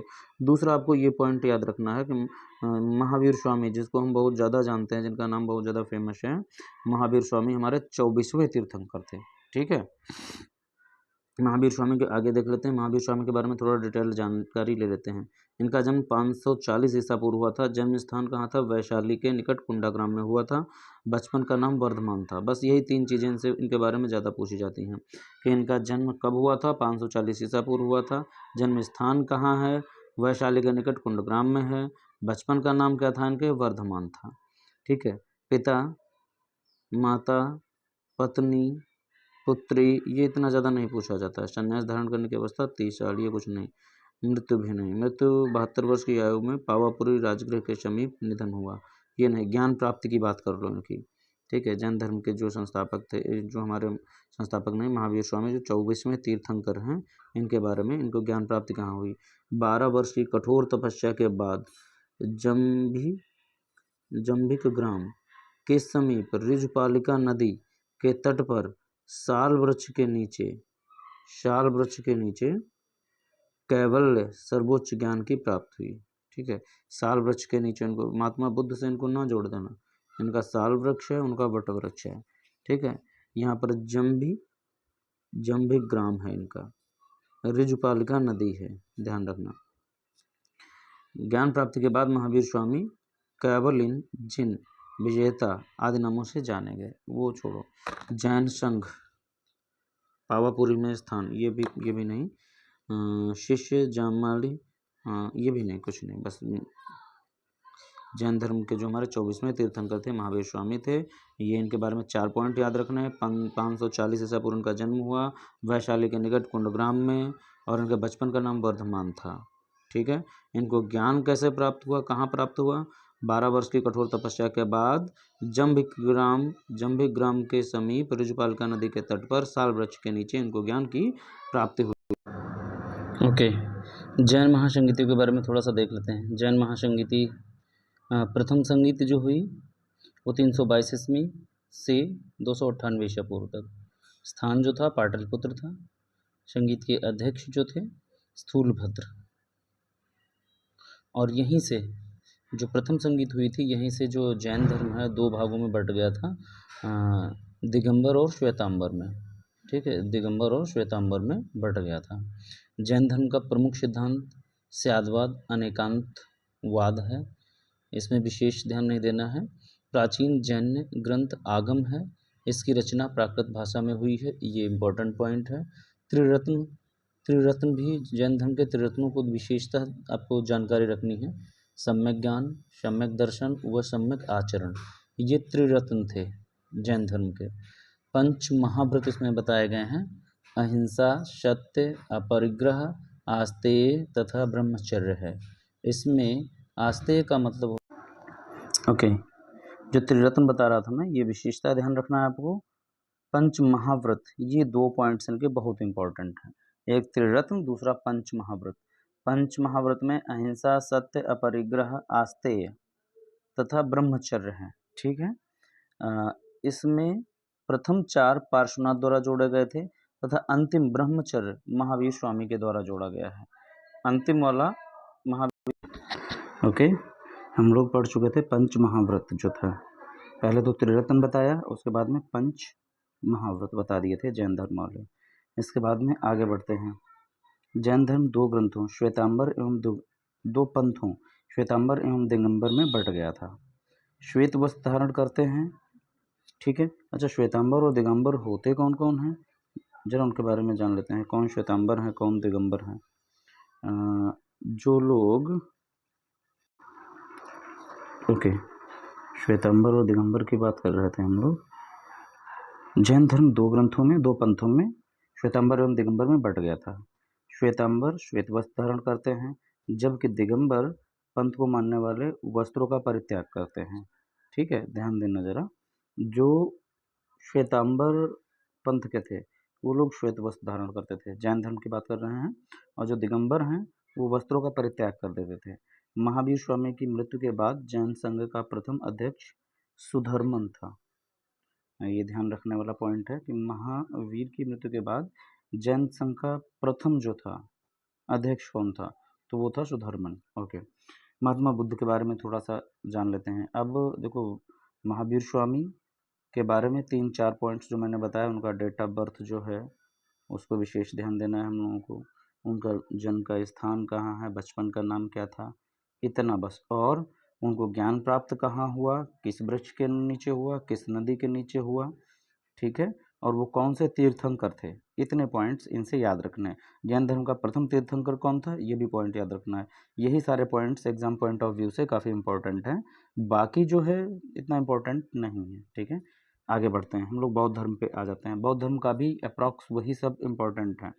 महात्मा बुद्ध को बौद्ध धर्म का संस्थापक माना जाता है। बहुत इम्पोर्टेंट क्वेश्चन है। उनका जन्म 563 ईसा पूर्व में हुआ था। जन्मस्थली इनकी लुम्बिनी, जिसको कपिलवस्तु भी बोला जाता है। पिता का नाम इनके शुद्धोधन, माता का नाम माया देवी, बचपन का नाम इनका सिद्धार्थ था। ये कई बार पूछा गया है कि महात्मा बुद्ध के बचपन का नाम बताइए। इनका जन्म याद रखिएगा 563 ईसा पूर्व। जन्मस्थल जो है लुम्बिनी कपिलवस्तु है। पालन पोषण गौतमी प्रजापति मौसी ने किया था इनका। विवाह 16 वर्ष की अवस्था में हो गया था। यशोधरा इनकी पत्नी का नाम था और इनके बेटे का नाम था राहुल। ओके, आगे बढ़ते हैं। बुद्ध से संबंधित कुछ महत्वपूर्ण घटनाएं देखते हैं, क्या क्या उनके साथ घटित हुआ। उन्होंने गृह त्याग दिया था, जिसको महाभिनिष्क्रमण के नाम से जाना जाता है। इन्होंने अपना घर 29 एज में त्याग दिया था। ओके, और इनको ज्ञान की प्राप्ति हो गई थी 35 ईयर में। वैशाख पूर्णिमा का दिन था। बोध गया की बिहार में एक जगह है बोध गया, वहाँ पर उनको ज्ञान प्राप्ति हुई थी। और इस घटना को, ठीक है, इनका जो, चलो आगे देखते हैं, इनका जहाँ पर इनको ज्ञान प्राप्त हुआ है उस पेड़ के नीचे बैठे थे। ये उस पेड़ का नाम है पीपल वृक्ष, या उसको बोधि वृक्ष भी कहा जाता है। पीपल का पेड़ था। प्रथम उपदेश जो उन्होंने दिया उसको धर्मचक्र प्रवर्तन बोला जाता है। ओके, चलो, उनकी मृत्यु से कोई मतलब नहीं है। इनकी मृत्यु को फिलहाल महापरिनिर्वाण कहा गया है। और ध्यान रखना, गृह त्याग इनका महाभिनिष्क्रमण है और इनकी मृत्यु को महापरिनिर्वाण कहा गया है। महापरिनिर्वाण उतना इम्पोर्टेंट नहीं है, गृह त्याग बहुत ज़्यादा इम्पोर्टेंट है, उस पर फोकस करें। ओके, आगे देखते हैं। बुद्ध ने अपने जीवन काल में संघ की स्थापना की, जिसमें बाद में बुद्ध द्वारा स्त्रियों को भी प्रवेश की अनुमति दे दी जाती है। बुद्ध संघ एवं धर्म को त्रिरत्न कहा जाता है। बुद्ध धर्म का भी त्रिरत्न है, जैन धर्म का भी त्रिरत्न था। ओके, अब हमें बुद्ध धर्म में बुद्ध, संघ एवं धम्म, इनको त्रिरत्न कहा जाता है, ध्यान रखना। बौद्ध ग्रंथों में त्रिपिटक, बौद्ध ग्रंथों का ये त्रिपिटक बहुत ज़्यादा पूछा जाता है एग्जाम में। कौन कौन सा पिटक होता है इसमें? विनय पिटक है, सुत्त पिटक है और अभिधम्म पिटक है। ये तीनों बहुत इंपॉर्टेंट हैं, अक्सर एग्जाम में यही पूछ लिया जाता है कि त्रिपिटक किस धर्म के हैं, बौद्ध धर्म के हैं या जैन धर्म के। तो याद रखना है कि ये बौद्ध धर्म से रिलेटेड है त्रिपिटक। और कौन कौन से पिटक होते हैं इसमें? विनय पिटक होता है, सुत्त पिटक होता है, अभिधम्म पिटक होता है। ओके, चलो आगे बढ़ते हैं। विनय पिटक में संघ संबंधी नियम व्यवहारों का, सुत्त पिटक में बौद्ध धर्म के सिद्धांत तथा उपदेशों का, अभिधम्म पिटक में दार्शनिक सिद्धांतों का संग्रह मिलता है। कोई विशेष इंपॉर्टेंट नहीं है, जो एग्जाम पॉइंट ऑफ व्यू से इंपॉर्टेंट है केवल उसी को आप पॉइंट आउट करें, उसी पर फोकस करें। बौद्ध प्रतीकों में कमल एवं सांड जन्म का, घोड़ा गृह त्याग का, पीपल वृक्ष ज्ञान का, पद चिन्ह निर्माण का एवं स्तूप मृत्यु का प्रतीक है। कोई इंपॉर्टेंट बहुत ज़्यादा नहीं है, बस इसमें गृह त्याग क्या याद रखना, गृह त्याग क्या पीपल है। ठीक है, बौद्ध धर्म का मूल आधार 4 सत्य हैं, ये बहुत इंपॉर्टेंट है। बौद्ध धर्म का मूल आधार 4 आर्य सत्य हैं। वो कौन कौन से हैं? दुखों के कारण कार्य चक्र को प्रतीत्य समुत्पाद कहा गया। ठीक है, आगे देखते हैं। दुखों का मूल तृष्णा है, जिसका निदान अष्टांगिक मार्ग है, जो निम्न है। सम्यक दृष्टि, अष्टांगिक मार्ग का बखान इसी में किया गया है। सम्यक दृष्टि, सम्यक वाणी, सम्यक संकल्प, सम्यक कर्म, सम्यक समाधि, सम्यक स्मृति, सम्यक व्यायाम, सम्यक आजीव। ओके, आगे देखते हैं। बौद्ध संगीतियाँ कहाँ कहाँ हुई हैं, ये इंपॉर्टेंट पॉइंट्स हैं और ये पूछे भी जाते हैं। एक तो कालाशोक वाली बहुत पूछी जाती है, अशोक वाली, दूसरी कनिष्क वाली, इनको ध्यान रखना। पहली और लास्ट विशेषता ध्यान रखना है। प्रथम 483 ईसा पूर्व राजगृह में हुई थी, महाकश्यप इसके अध्यक्ष थे और शासनकाल था अजातशत्रु का। दूसरी हुई है 383 ईसा पूर्व वैशाली में, इसका अध्यक्ष था सावकमीर और शासनकाल था कालाशोक का। तृतीय हुई है 250 ईसा पूर्व पाटलिपुत्र में, मोगली पुत्तिस्म इसका अध्यक्ष था, अशोक के शासनकाल में हुई है। चतुर्थ 72 ईस्वी में हुई है, कुंडलवन कश्मीर में हुई है। कश्मीर का पुराना नाम कुंडलवन है। ओके, वशमित्र एवं अश्वघोष उपाध्यक्ष थे इसके, और वशमित्र एवं अश्वघोष इसके उपाध्यक्ष थे। कनिष्क के शासनकाल में हुई है। सबसे ज़्यादा इम्पोर्टेंट जो याद रखने योग्य हैं वो अशोक वाली याद रखिएगा 250 ईसा पूर्व, और 72वीं ईस्वी वाली कनिष्क वाली। ठीक है, चतुर्थ बौद्ध संगीत में बौद्ध धर्म के 2 संप्रदायों हीनयान और महायान में बट गया। बोधिसत्व महायान संप्रदाय का आदर्श है। कई बार ये पूछ लिया जाता है कि बौद्ध धर्म कितने पार्ट्स में डिवाइड है, तो बौद्ध धर्म दो भागों में बट गया था। पहला हो गया हमारा हीनयान और दूसरा हमारा है महायान। ठीक है, महायान, इनको ध्यान रखना है।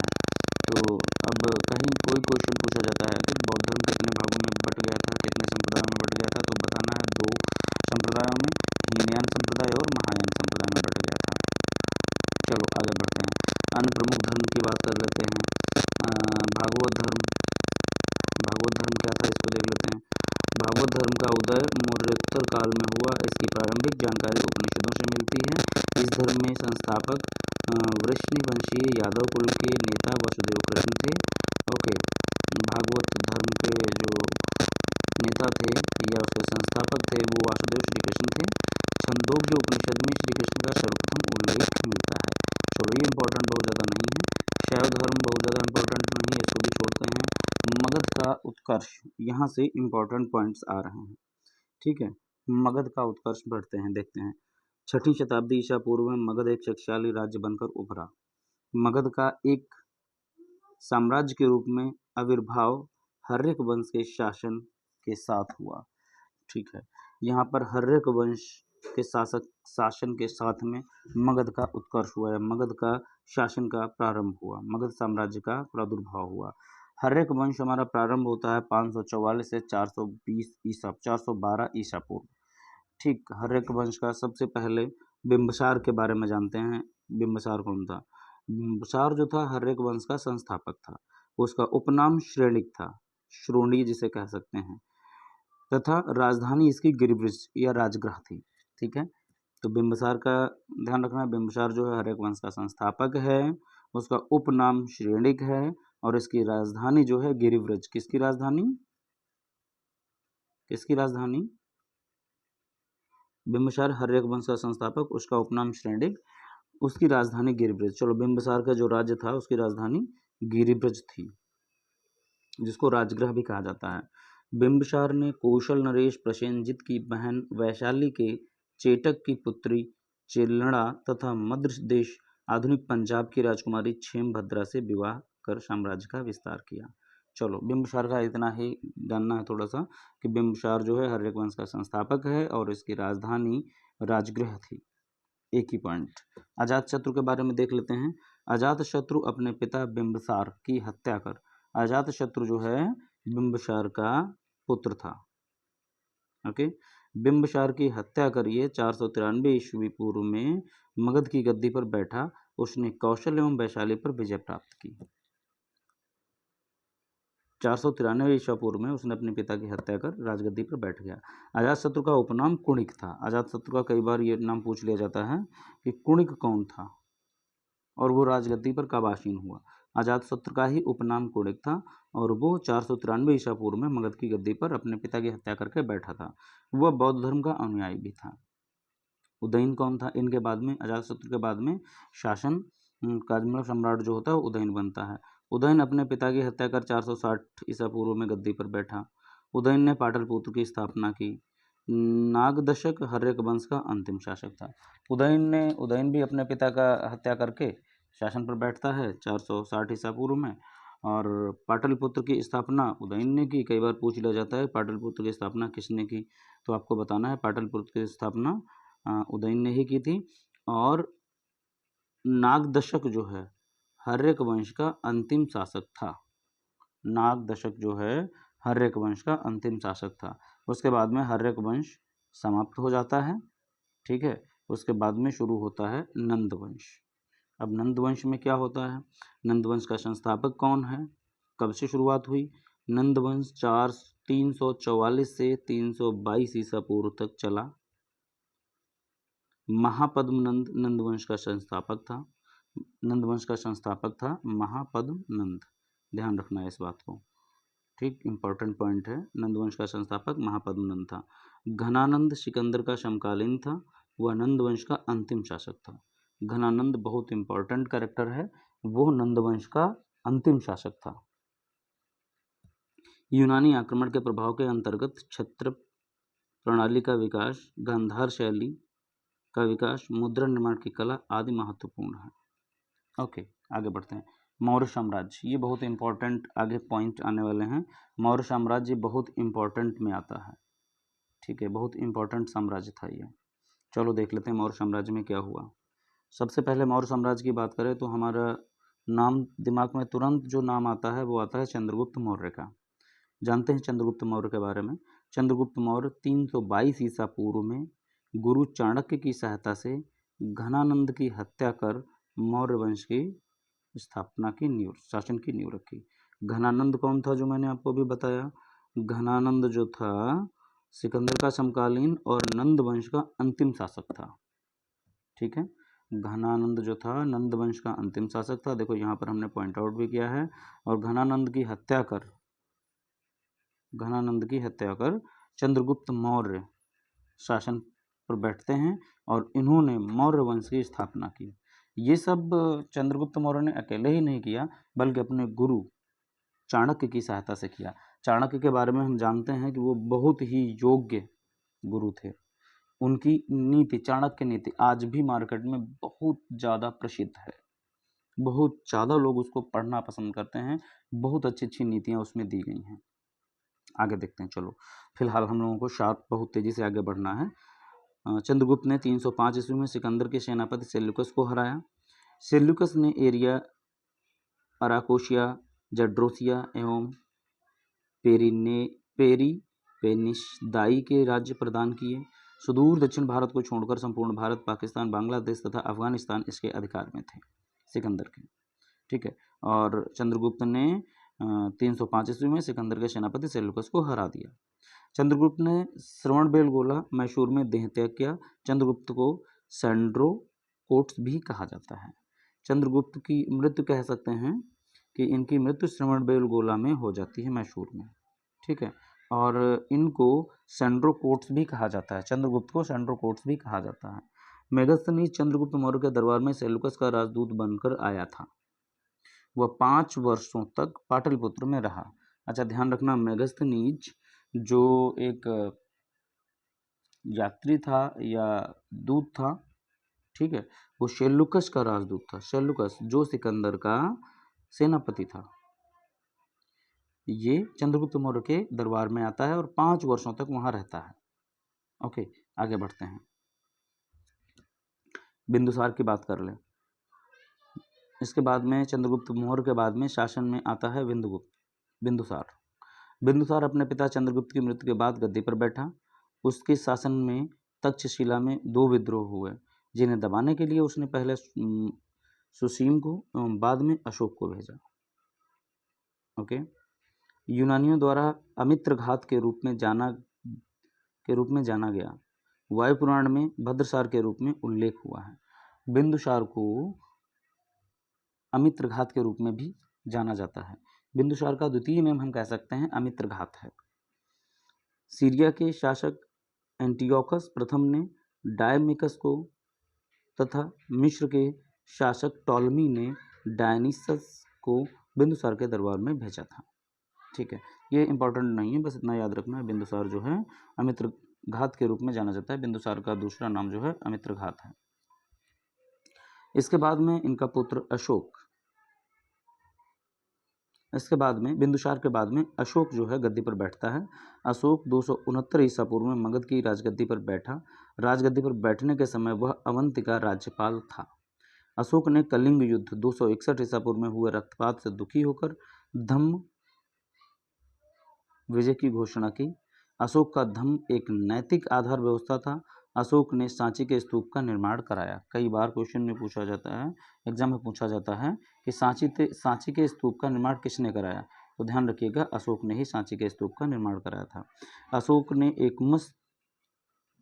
ने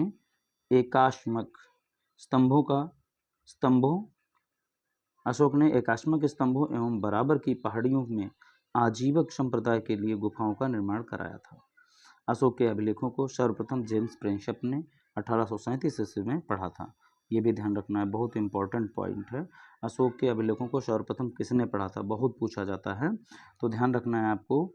अशोक के अभिलेखों को सर्वप्रथम जेम्स प्रिंसेप ने पढ़ा था, जो कि 1837 में इन्होंने पढ़ा है। उसने बौद्ध धर्म के प्रचार प्रसार के लिए अपने पुत्र महेंद्र एवं पुत्री संघमित्रा को श्रीलंका भेजा था। ध्यान रखना है, अशोक का पुत्र जो महेंद्र था और उसकी पुत्री का नाम था संघमित्रा। इन दोनों को इसने बौद्ध धर्म के प्रचार प्रसार में लगा दिया था। अशोक के बाद कुणाल गद्दी पर बैठा। बृहद्रथ इस वंश का अंतिम शासक था। बृहद्रथ जो है अशोक बृहद्रथ जो है इस वंश का अंतिम शासक हुआ। ठीक है। शुंग एवं कर्ण वंश, इनके बाद में, अशोक के बाद में या बृहद्रथ के बाद में शुंग एवं कर्ण वंश की स्थापना हो जाती है। अंतिम मौर्य शासक बृहद्रथ की हत्या, ये तो अशोक मौर्य था ना, मौर्य शासक था अशोक। बृहद्रथ जो है उसका अंतिम शासक था मौर्य वंश का। इसके बाद में शुंग एवं कर्ण वंश की स्थापना होती है। शुंग एवं कर्ण वंश की स्थापना होती है 184 से 30 ईसा पूर्व तक, ये चलता है। 184 ईसा पूर्व में इसकी स्थापना होती है, 30 ईसा पूर्व तक चलता है। और फिर आपको पता ही है जब ईस्वी चालू होती है तो कौन सा वंश चालू हो जाता है। अंतिम मौर्य शासक बृहद्रथ की 184 ईसा पूर्व में हत्या कर उसके सेनापति पुष्यमित्र शुंग की गद्दी पर ने गद्दी पर अधिकार कर शुंग वंश की स्थापना की। पुष्यमित्र शुंग जो है बृहद्रथ का मित्र होता है और इसने 184 ईसा पूर्व में बृहद्रथ की हत्या कर दी। उसके बाद में खुद उस राज्य पर बैठ जाता है और उसी समय से शुंग वंश की स्थापना को मान लिया गया है। ठीक है। महर्षि पतंजलि उनके पुरोहित थे। शुंग वंश के बाद देवभूति ने कर्ण वंश 75 से 30 ईसा पूर्व की स्थापना की। अच्छा, शुंग वंश बहुत ज़्यादा मशहूर नहीं हुआ, बहुत ज़्यादा दिनों तक नहीं चल सका। उसके बाद में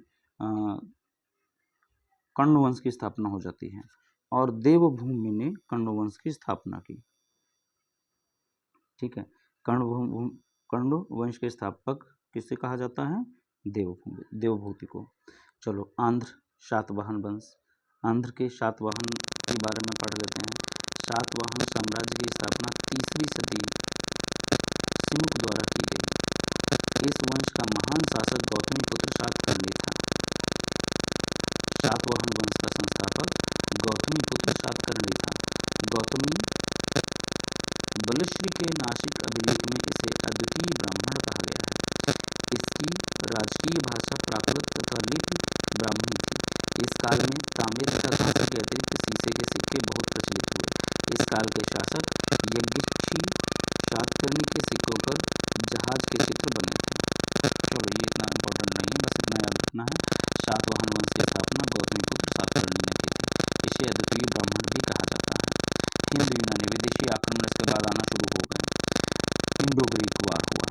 मौर्योत्तर काल, उत्तर काल मतलब मौर्य के शासन के काल के बाद में क्या होता है?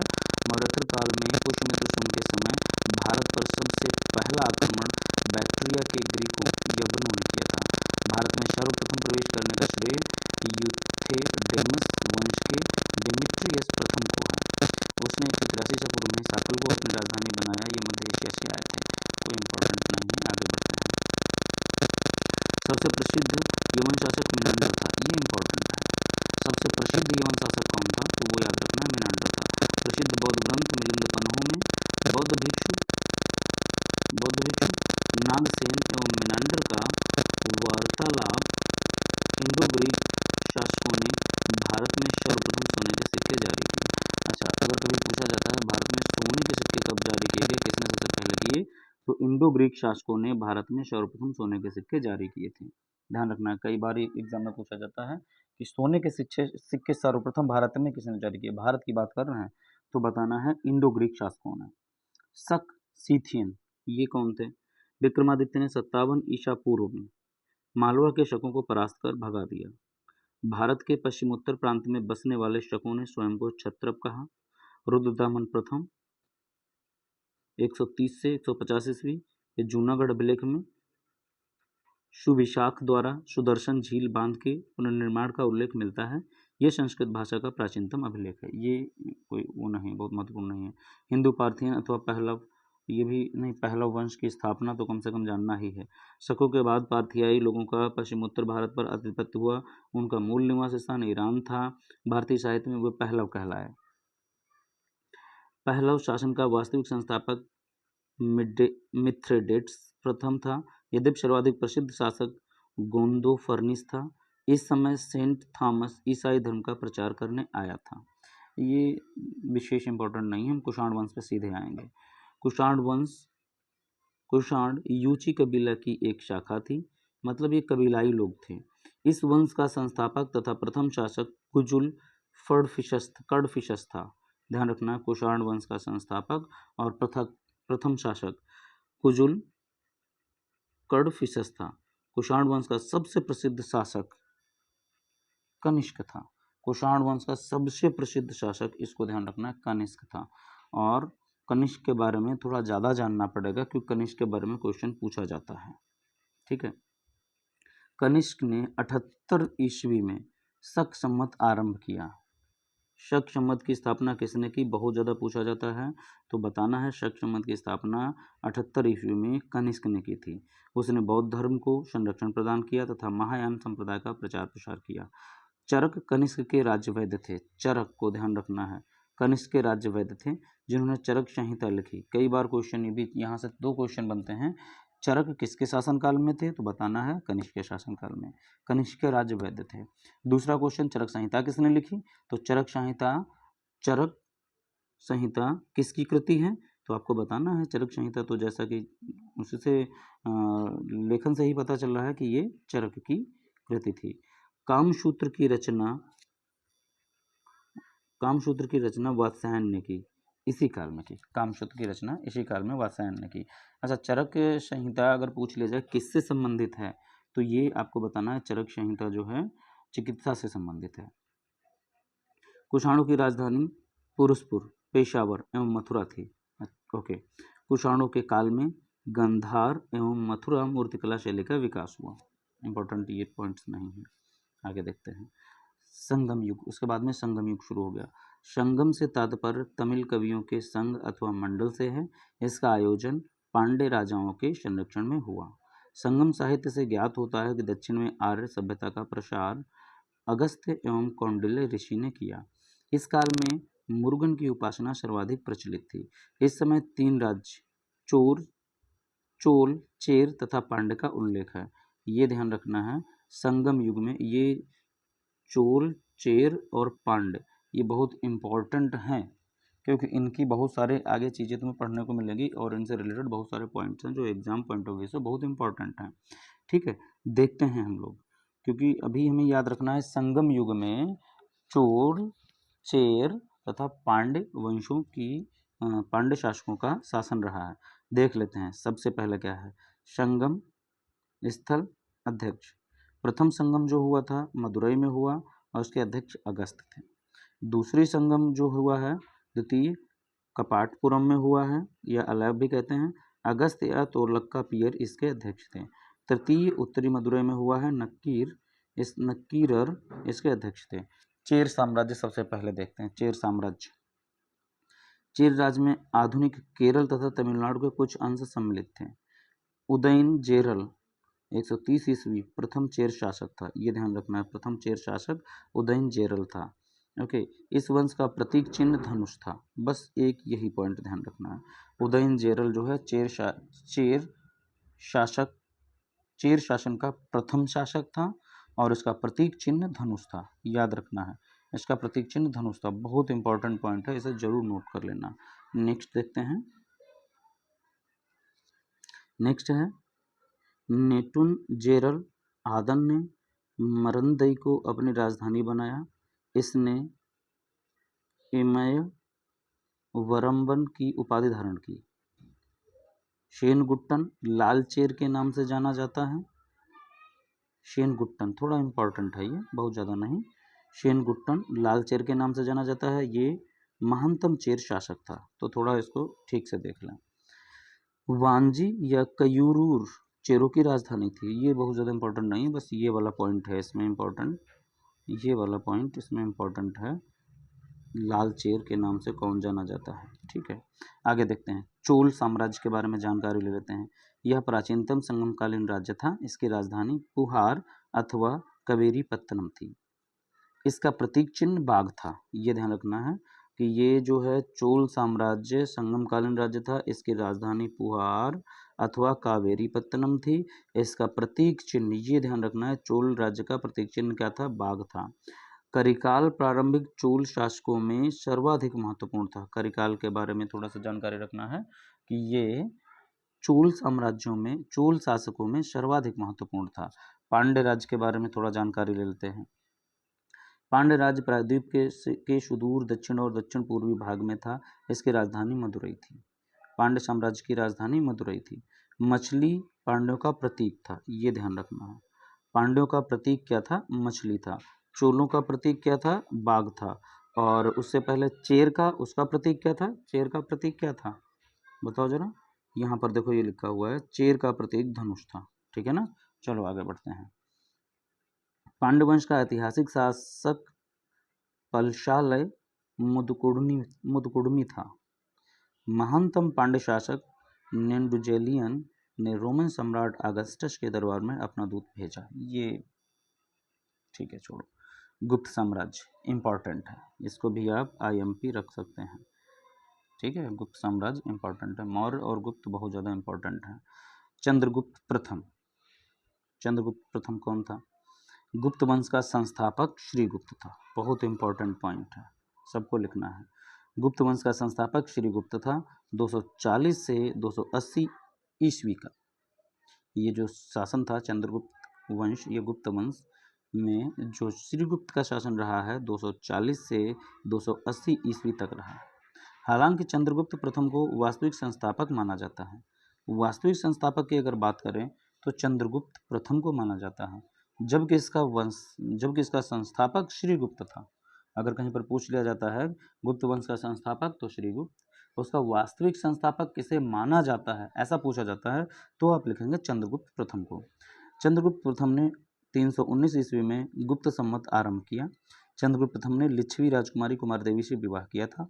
सर्वप्रथम रजत मुद्राओं का प्रचलन चंद्रगुप्त प्रथम ने कराया। ओके, एक ही पॉइंट इसमें विशेष तुम्हारे लिए इंपॉर्टेंट है। समुद्रगुप्त की बात कर लेते हैं। चंद्रगुप्त प्रथम के बाद इसका पुत्र समुद्रगुप्त शासक बना। विंसेंट स्मिथ ने इसे भारत का नेपोलियन कहा। बहुत इंपॉर्टेंट पॉइंट है। भारत का नेपोलियन के नाम से किस सम्राट को जाना जाता है? तो इसमें आपको बताना है समुद्रगुप्त को भारत का नेपोलियन के नाम से जाना जाता है। किसने इसको ये कहा है कि समुद्रगुप्त भारत का नेपोलियन था? ये किसने कहा है? तो विंसेंट स्मिथ ने इसे कहा था, ध्यान रखना है। ओके, आगे देख लेते हैं।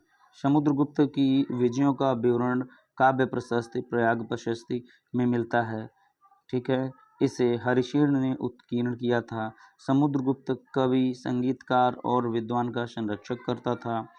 उसने बौद्ध भिक्षु बसबंधु को संरक्षण दिया था। समुद्रगुप्त को अश्वमेध यज्ञ करने का श्रेय दिया जाता है। ये कोई इंपॉर्टेंट नहीं है, बस इतना रखना है। एक और पॉइंट इसमें नोट कर लेना है, समुद्रगुप्त की विजयों का विवरण प्रयाग प्रशस्ति में मिलता है। ठीक है, चंद्रगुप्त द्वितीय की बात कर लेते हैं। ओके, चंद्रगुप्त द्वितीय के बारे में थोड़ा जानकारी ले लेते हैं। चंद्रगुप्त द्वितीय विक्रमादित्य के नाम से प्रसिद्ध हैं। पहला पॉइंट ही बहुत इंपॉर्टेंट है कि विक्रमादित्य के नाम से किसे जाना जाता है, तो बताना है चंद्रगुप्त द्वितीय को। इसके अन्य नाम देवराज, देवगुप्त, श्रीदेव थे।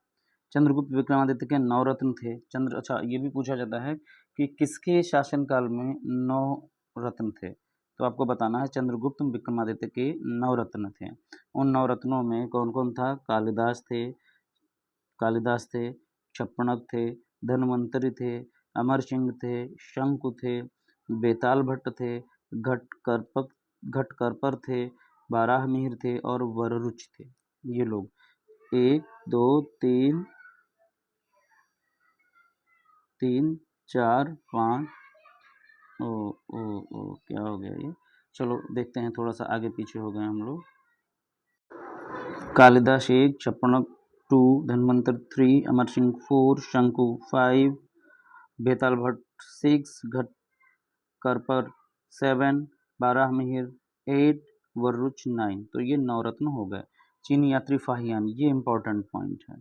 चीनी यात्री फाहियान इसके शासन काल में भारत आया था। ठीक है, फाहियान चीनी यात्री था जो कि चंद्रगुप्त द्वितीय के शासनकाल में भारत आया था।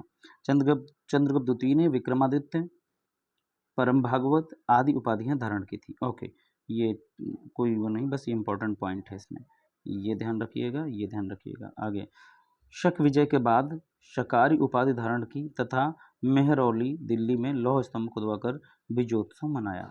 कोई नहीं, कुमारगुप्त की बात कर लेते हैं आगे। इनके बाद में चंद्रगुप्त द्वितीय के बाद में कुमारदित्य का शासन आता है। चंद्रगुप्त द्वितीय के बाद कुमारगुप्त प्रथम शासक बना। गुप्त शासकों में सर्वाधिक अभिलेख कुमारगुप्त प्रथम के मिलते हैं। ये पॉइंट नोट करने वाला है कि गुप्त शासकों में सर्वाधिक जो है अभिलेख कुमारगुप्त प्रथम के मिलते हैं। कुमारगुप्त प्रथम के अंतिम दिनों में पुष्यमित्रों का आक्रमण हुआ था। इसके शासनकाल में नालंदा विश्वविद्यालय की स्थापना हुई थी। नालंदा विश्वविद्यालय बहुत इंपॉर्टेंट पॉइंट है। नालंदा विश्वविद्यालय की स्थापना किसके शासनकाल में हुई थी? तो वो था कुमारगुप्त प्रथम के शासनकाल में नालंदा विश्वविद्यालय की स्थापना हुई थी। ये पॉइंट नोट करने वाला है। आगे देख लेते हैं। कुमारगुप्त ओवर स्कंदगुप्त पे आते हैं। स्कंदगुप्त के शासनकाल में हूणों का आक्रमण हुआ था। सुदर्शन झील का पुनरुद्धार स्कंदगुप्त के समय सौराष्ट्र के गवर्नर पांडदत्त के पुत्र चक्रपालित ने करवाया था। 466 ईस्वी में स्कंदगुप्त ने चीनी सांग सम्राट के दरबार में राजदूत भेजे थे। बहुत इंपॉर्टेंट नहीं है, बस एक पॉइंट है कि हूणों का आक्रमण कब हुआ था? तो वो स्कंदगुप्त के शासनकाल में हुआ था और इन्होंने सुदर्शन झील का पुनरुद्धार कराया था। 2 पॉइंट्स हैं। कुमारगुप्त की बात कर लें, कुमारगुप्त तृतीय की बात कर ले। कुमारगुप्त साम्राज्य का अंतिम महान शासक था। कुमारगुप्त तृतीय जो है गुप्त साम्राज्य का अंतिम महान शासक था। गुप्त साम्राज्य के पतन के बाद प्रांतों में सर्वप्रथम जूनागढ़, जिसे सौराष्ट्र बोलते हैं, प्रांत स्वतंत्र हुआ। अंतिम गुप्त शासक विष्णुगुप्त तृतीय था। अंतिम गुप्त शासक कौन था? विष्णुगुप्त तृतीय था। इसको ध्यान रखें, ठीक है। ये भी पूछ लिया जाता है कि अंतिम गुप्त शासक कौन था, तो बताना है विष्णुगुप्त तृतीय था। गुप्तकालीन प्रवृत्तियों की बात कर लें। गुप्तकालीन प्रवृत्तियां क्या थीं? सामाजिक स्थिति, राजनीतिक, आर्थिक स्थिति, ये सभी स्थितियाँ थोड़ा थोड़ा जान लेते हैं क्या हुआ था उसमें। सामाजिक स्थिति के बारे में पहले जान लेते हैं। वर्ण व्यवस्था की विशेषताएं। वैश्यों की सामाजिक स्थिति में गिरावट एवं शूद्रों की स्थिति में अपेक्षाकृत सुधार हुआ था। सती प्रथा का सर्वप्रथम प्रमाण भानुगुप्त के एरण अभिलेख से मिलता है, जिसमें गोपराज नामक सेनापति की स्त्री के सती होने का उल्लेख मिलता है। समाज में पर्दा प्रथा तथा दहेज प्रथा, बाल विवाह प्रथा एवं दास प्रथा विद्यमान थी। अच्छा, इसमें सारी प्रथाएं आ गई थी। ये कोई इम्पोर्टेंट क्वेश्चन है नहीं। राजनीतिक स्थिति, राजपद वंशानुगत था। राजा को पालनकर्ता भगवान विष्णु के रूप में देखा जाता था। सबसे बड़े अधिकारी कुमार मात्य होते थे। प्रशासकीय पद अनुवांशिक बन गए थे। सेना का गठन सामंतवादी था। चावल और जौ प्रमुख फसलें थे। खिल ऐसी भूमि थी जो जोती नहीं जाती थी। ये बहुत इंपॉर्टेंट पॉइंट है। गुप्त काल में खिल भूमि कौन सी भूमि को बोला जाता था? तो आपको बताना है खिल ऐसी भूमि होती थी जो जोती नहीं जाती थी। ये एग्जाम में पूछा गया है कई बार। कपड़े का निर्माण सर्वप्रमुख उद्योग था। स्थानीय इनका सर्वप्रमुख उद्योग क्या था? वो था कपड़े का निर्माण, ये ध्यान रखना है। स्थानीय लेन देन के लिए चांदी के सिक्कों का प्रयोग होता था। स्वर्ण मुद्रा दिनार थी। रोमन साम्राज्य के विभाजन के कारण संभवतः विदेशी व्यापार में गिरावट आई। फाहियान के अनुसार सामान्य लोग खरीद बिक्री के लिए कौड़ी का प्रयोग करते थे। बस ये 2 पॉइंट रखिएगा कि खिल किस भूमि को बोला जाता था उस समय? खिल ऐसी भूमि को बोला जाता था जो जोती नहीं जाती थी। दूसरा, गुप्त वंश के साम्राज्य के समय उनकी प्रमुख उद्योग क्या था? उनका प्रमुख उद्योग क्या था? तो कपड़े का निर्माण उनका प्रमुख उद्योग था। गुप्तोत्तर काल की बात कर लेते हैं। गुप्त काल के बाद का काल। उसके बाद में हर्षवर्धन का शासन आता है। हर्षवर्धन 16 वर्ष की अवस्था में राजगद्दी पर बैठता है। ओके, 16 वर्ष की अवस्था में ही राजगद्दी पर हर्षवर्धन बैठ जाता है। उसने शिलादित्य की उपाधि धारण की थी। ये इंपॉर्टेंट पॉइंट है। हर्षवर्धन कितने एज की अवस्था में शासन गद्दी पर बैठा था? तो वो 16 वर्ष की अवस्था में। उसने कौन सी उपाधि धारण की थी? उसने शिलादित्य की उपाधि धारण की थी। आगे, वर्धन वंश की राजधानी थानेश्वर थी। किंतु हर्ष ने कन्नौज को अपनी राजधानी बनाया, ये भी इंपॉर्टेंट है। हर्षवर्धन ने अपनी राजधानी को थानेश्वर से हटा करके कन्नौज किया था, ठीक है। हर्षवर्धन ने अपनी राजधानी को बदल लिया था। उससे पहले जो राजधानी रही वो थानेश्वर थी, लेकिन हर्षवर्धन जैसे ही गद्दी पर बैठा उसने अपनी राजधानी को कन्नौज कर दिया था। ओके, आगे आगे देख लेते हैं। कुमारगुप्त प्रथम। हर्षवर्धन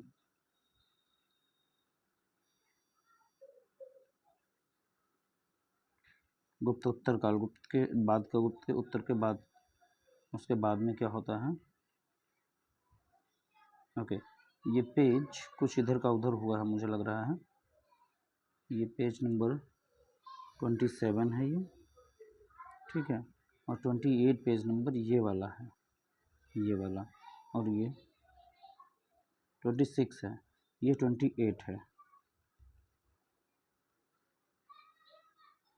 ये वाला पेज फिर से लग गया है, डबल पेज ये वाला हो गया बेटा। देखो, कुमार प्रथम, यहाँ पर अगर हम देखते हैं गुप्त साम्राज्य, कुमारगुप्त प्रथम गुप्तोत्तर काल, ठीक है।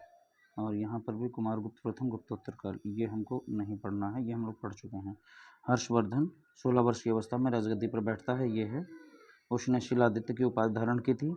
उसकी राजधानी थानेश्वर थी, परंतु उसने बदलकर उसको कन्नौज को अपनी राजधानी बना लिया था, ठीक है।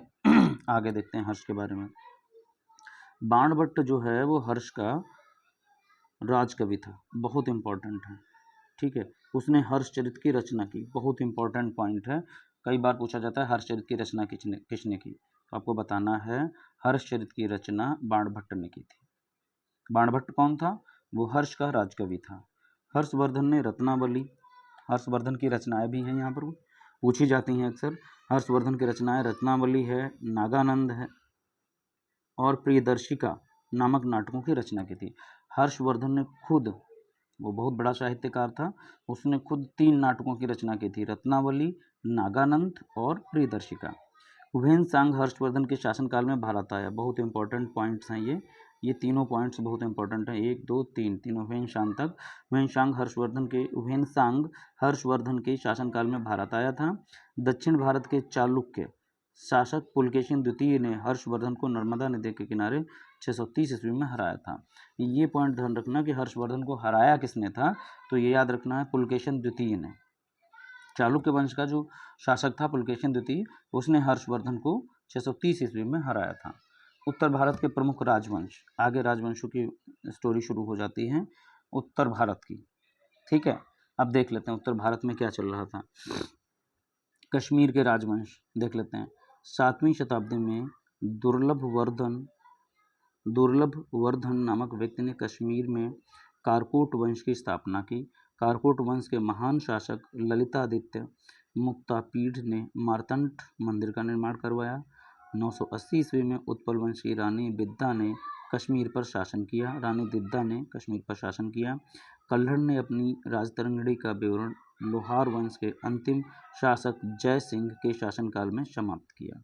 ये यहाँ पर एक पॉइंट इंपॉर्टेंट है, कल्हड़ की ये पूछ लिया जाता है राजतरंगिणी किसने लिखी है, राजतरंगिणी का रचनाकार कौन है, तो आपको बताना है राजतरंगिणी का रचनाकार कल्हड़ है, ठीक। और बाकी इधर बहुत ज़्यादा इंपॉर्टेंट कुछ है नहीं। या कभी कभार ये पूछ लिया जाता है रानी दिद्दा किस वंश की थी, तो आपको बताना है उत्पल वंश की रानी दिद्दा थी। उन्होंने कश्मीर पर शासन किया था 980 ईस्वी में, ठीक। आगे देख लेते हैं। इसके बाद में पाल वंश की स्थापना होती है। पाल वंश का असली संस्थापक गोपाल था। पाल वंश का संस्थापक गोपाल था, जो 750 ईस्वी में इसने पाल वंश की स्थापना की थी। उसकी राजधानी मुंगेर थी। वह बौद्ध धर्म का अनुयायी था। गोपाल जो है बौद्ध धर्म का अनुयायी था, उसकी राजधानी मुंगेर थी और उसने पाल वंश की स्थापना की थी। बस धर्मपाल ने, अभी गोपाल के बाद में धर्मपाल की बात आती है। धर्मपाल ने विक्रमशिला विश्वविद्यालय की स्थापना की। ध्यान रखना, ये भी पाल वंश के ही थे धर्मपाल। उन्होंने विक्रमशिला विश्वविद्यालय की स्थापना की थी। जावा के शैलेंद्र वंशी शासक बालपुत्र देव के अनुरोध पर देवपाल ने उसे नालंदा में एक बौद्ध विहार बनवाने के लिए 5 गांव दान में दे दिए थे। कोई ये इम्पोर्टेंट बात नहीं, बस ये 3 बातें ध्यान रखना है। पाल वंश का संस्थापक गोपाल, उसकी राजधानी मुंगेर, वो बौद्ध धर्म का अनुयायी था। धर्मपाल ने विक्रमशिला विश्वविद्यालय की स्थापना की। बस ये 2 लाइनें। आगे आता है उसके बाद में पाल वंश के बाद में आता है सेन वंश। सेन वंश की स्थापना सामंत सेन ने बंगाल में की। इसकी राजधानी नदिया लखनऊ थी। तो कोई इम्पोर्टेंट विशेष नहीं है। सेन शासक बल्लाल सेन ने कुलीन प्रथा चलाई।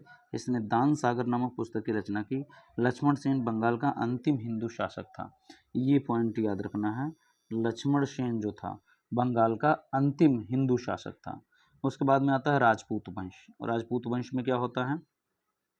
अग्निकुल सिद्धांत के अनुसार प्रतिहार, चालुक्य और चौहान तथा परमार की उत्पत्ति अबू पर्वत पर वशिष्ठ के अग्निकुंड से हुई है। ये सिद्धांत चंद्र बरदाई के पृथ्वीराज रासो पर आधारित है। खैर, आगे बढ़ते हैं हम लोग।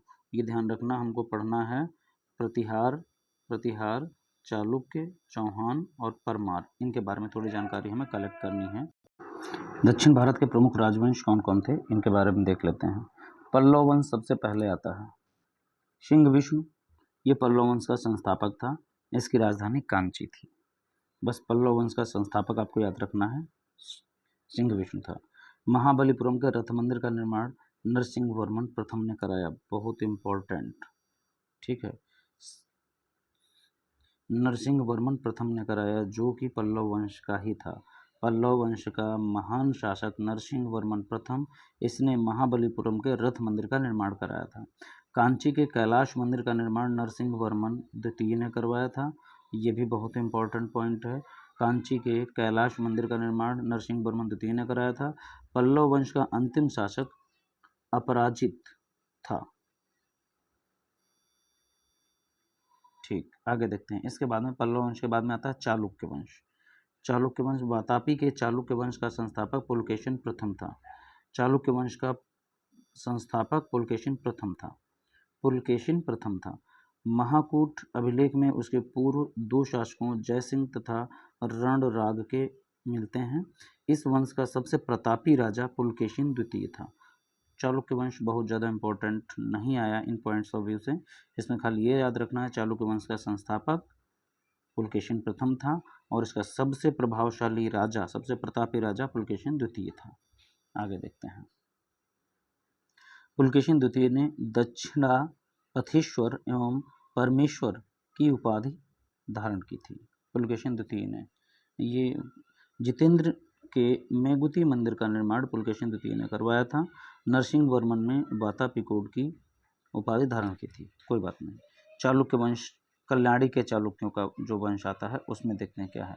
कल्याणी के चालुक्य वंश की स्थापना तैलप द्वितीय ने की। याद रखना है, कल्याणी के चालुक्य की स्थापना तैलप द्वितीय ने की थी। तैलप द्वितीय की राजधानी मान्यखेड़ थी। चालुक्यों का परिवार चिन्ह वाराह था, पारिवारिक चिन्ह वाराह था। चालुक्यों का पारिवारिक चिन्ह जो है वाराह था। सोमेश्वर प्रथम ने कल्याणी कर्नाटक को राजधानी बनाया था। इस वंश का सबसे प्रतापी शासक विक्रमादित्य षष्ठ था। विल्हड़ एवं विज्ञानेश्वर विक्रमादित्य षष्ठ के दरबार में ही रहते थे। चलो इनको छोड़ो। विज्ञानेश्वर ने मिताक्षरा तथा विल्हड़ ने विक्रमांक देवचरित की रचना की। बहुत इंपॉर्टेंट पॉइंट है। विज्ञानेश्वर ने मिताक्षरा की रचना की। बिल्हड़ देव ने विक्रमादित्य ने विक्रमांक देवचरित की रचना की थी। ये दोनों बहुत इंपॉर्टेंट रचनाएं हैं जो कि अक्सर पूछी जाती हैं। इसके बाद में बहुत इंपॉर्टेंट आता है राष्ट्रकूट वंश। ठीक है, राष्ट्रकूट वंश के बारे में जानकारी लेते हैं। दंतिदुर्ग राष्ट्रकूट वंश का संस्थापक था। दंतिदुर्ग जो है राष्ट्रकूट वंश की स्थापना करता है। ठीक, आगे बढ़ते हैं। बहुत इंपॉर्टेंट पॉइंट है। ध्रुव धारावर्ष प्रथम राष्ट्रकूट शासक था, जिसने कन्नौज पर अधिकार करने हेतु त्रिपक्षीय संघर्ष में भाग लिया और प्रतिहार नरेश वत्सराज एवं पाल नरेश धर्मपाल को पराजित किया। ध्रुव जो था प्रथम राष्ट्रकूट शासक था। राष्ट्रकूटों की राजधानी मनकर या मान्यखेड़ थी। इंद्र तृतीय के शासनकाल में अरब यात्री अलमसूदी भारत आया था। राष्ट्रकूट वंश का अंतिम महान शासक कृष्ण तृतीय था। एलोरा के प्रसिद्ध मंदिर, बहुत इंपॉर्टेंट पॉइंट, एलोरा के प्रसिद्ध कैलाश मंदिर का निर्माण कृष्ण प्रथम ने ही कराया था, मतलब राष्ट्रकूटों ने ही कराया था। ठीक है, राष्ट्रकूट का महान शासक कृष्ण प्रथम, इसी ने एलोरा के प्रसिद्ध कैलाश मंदिर का निर्माण कराया था। बहुत इंपॉर्टेंट है, इसे नोट कर लेना। एलोरा एवं एलिफेंटा जो महाराष्ट्र में है, गुहा मंदिरों का निर्माण राष्ट्रकूटों के समय में ही हुआ था। ये भी दूसरा पॉइंट, ये बहुत इंपॉर्टेंट है। चोल साम्राज्य की बात कर लें। चोल साम्राज्य ने भी बहुत अच्छे मंदिरों की स्थापना कराई है, उनके बारे में भी आगे हम लोग जानते हैं। चोल वंश का संस्थापक विजयालय था। इंपॉर्टेंट, पहला ही पॉइंट बड़ा इंपॉर्टेंट है। चोल वंश का संस्थापक विजयालय था। इसकी राजधानी तंजौर या तंजावुर थी। उसने नरकेशरी की उपाधि धारण की, ये भी ध्यान रखना है, उसने नरकेशरी की उपाधि धारण की। पहली लाइन ये पूरी, एक दो लाइन ये बढ़िया से याद रखना है। राजा प्रथम ने उत्तरी श्रीलंका तथा मालदीव पर अधिकार कर लिया। राजेंद्र प्रथम ने बंगाल अभियान के दौरान पाल शासक महीपाल को पराजित कर गंगईकोंडचोल की उपाधि धारण की। राजेंद्र चोल ने विशाल नौसेना द्वारा दक्षिण पूर्व एशिया में विजय अभियान किए। रामानुज कुलोतुंग प्रथम के समकालीन थे। चोल वंश का अंतिम शासक राजेंद्र तृतीय था। उत्तर मेरु अभिलेख परांतक फर्स्ट से स्थानीय स्वशासन की जानकारी मिलती है। स्थानीय स्वशासन चोल शासन की प्रमुख विशेषता थी। ये बहुत इंपॉर्टेंट पॉइंट है। चोल शासन की प्रमुख विशेषता थी स्थानीय स्वशासन। ओके, ये 2 पॉइंट्स हो गए। तीसरा देखो, कांस्य निर्मित नटराज प्रतिमा चोलकालीन कला का सांस्कृतिक सार या निचोड़ माना जाता है। नटराज प्रतिमा चोलकालीन कला का सांस्कृतिक सार या निचोड़ माना जाता है। गुर्जर प्रतिहार वंश में आप देख लेते हैं। पॉइंट्स बहुत कम आपको नोट करना, बहुत ज़्यादा नहीं, जो बता रहे हैं सिर्फ वही नोट करिएगा। इस वंश का संस्थापक हरिश्चंद्र था। प्रतिहार, गुर्जर प्रतिहार वंश का संस्थापक हरिश्चंद्र था, नोट करना है। परंतु नागभट्ट प्रथम वास्तविक रूप से प्रथम महत्वपूर्ण राजा था। ठीक है, ये पॉइंट पूरा ले लेना। इस काल का सर्वाधिक शक्तिशाली शासक मिहिर भोज था। इसने कन्नौज को राजधानी बनाया। इसके शासनकाल में अरब यात्री सुलेमान भारत आए। महेंद्र तथा महिपाल ने राजशेखर को संरक्षण दिया, जिससे काव्य मीमांसा, कर्पूर मंजरी, हरविलास की रचना की। ओके, इस वंश का अंतिम शासक यशपाल था। देखो ध्यान देना है आपको, ये रचनाएं पूछी जाती हैं। काव्य मीमांसा, कर्पूर मंजरी, हरविलास, इनके सबका रचनाकार है राजशेखर। ठीक है, और गुर्जर प्रतिहार वंश का अंतिम शासक जो था वो यशपाल था। आगे आ जाते हैं चौहान या चाहमान वंश। चौहान या फिर चाहमान वंश इंपॉर्टेंट है, थोड़ा एक दो पॉइंट इसके भी। चौहान वंश की शाकंभरी अजमेर के निकट शाखा का संस्थापक वासुदेव था। आपको बस इतना ध्यान रखना है, चौहान वंश का संस्थापक कौन था, तो वो वासुदेव था। इस वंश का अंतिम महान शासक पृथ्वीराज तृतीय राय पिथौरा। ये पृथ्वीराज जो है ये इसके महान शासकों में आते हैं। पृथ्वीराज चौहान के नाम से प्रसिद्ध था। पृथ्वीराज रासो के लेखक चंद्र बरदाई पृथ्वीराज तृतीय के दरबारी कवि थे। पृथ्वीराज रासो के रचनाकार चंद्र बरदाई थे, जो पृथ्वीराज तृतीय के दरबारी कवि थे। ओके, इसने कुछ युद्ध किए हैं, जैसे तराइन का प्रथम युद्ध, तराइन का द्वितीय युद्ध, ये पूछ लिए जाते हैं। तराइन का प्रथम युद्ध 1191 ईस्वी में हुआ था। इसमें पृथ्वीराज तृतीय ने मोहम्मद गोरी को हराया था।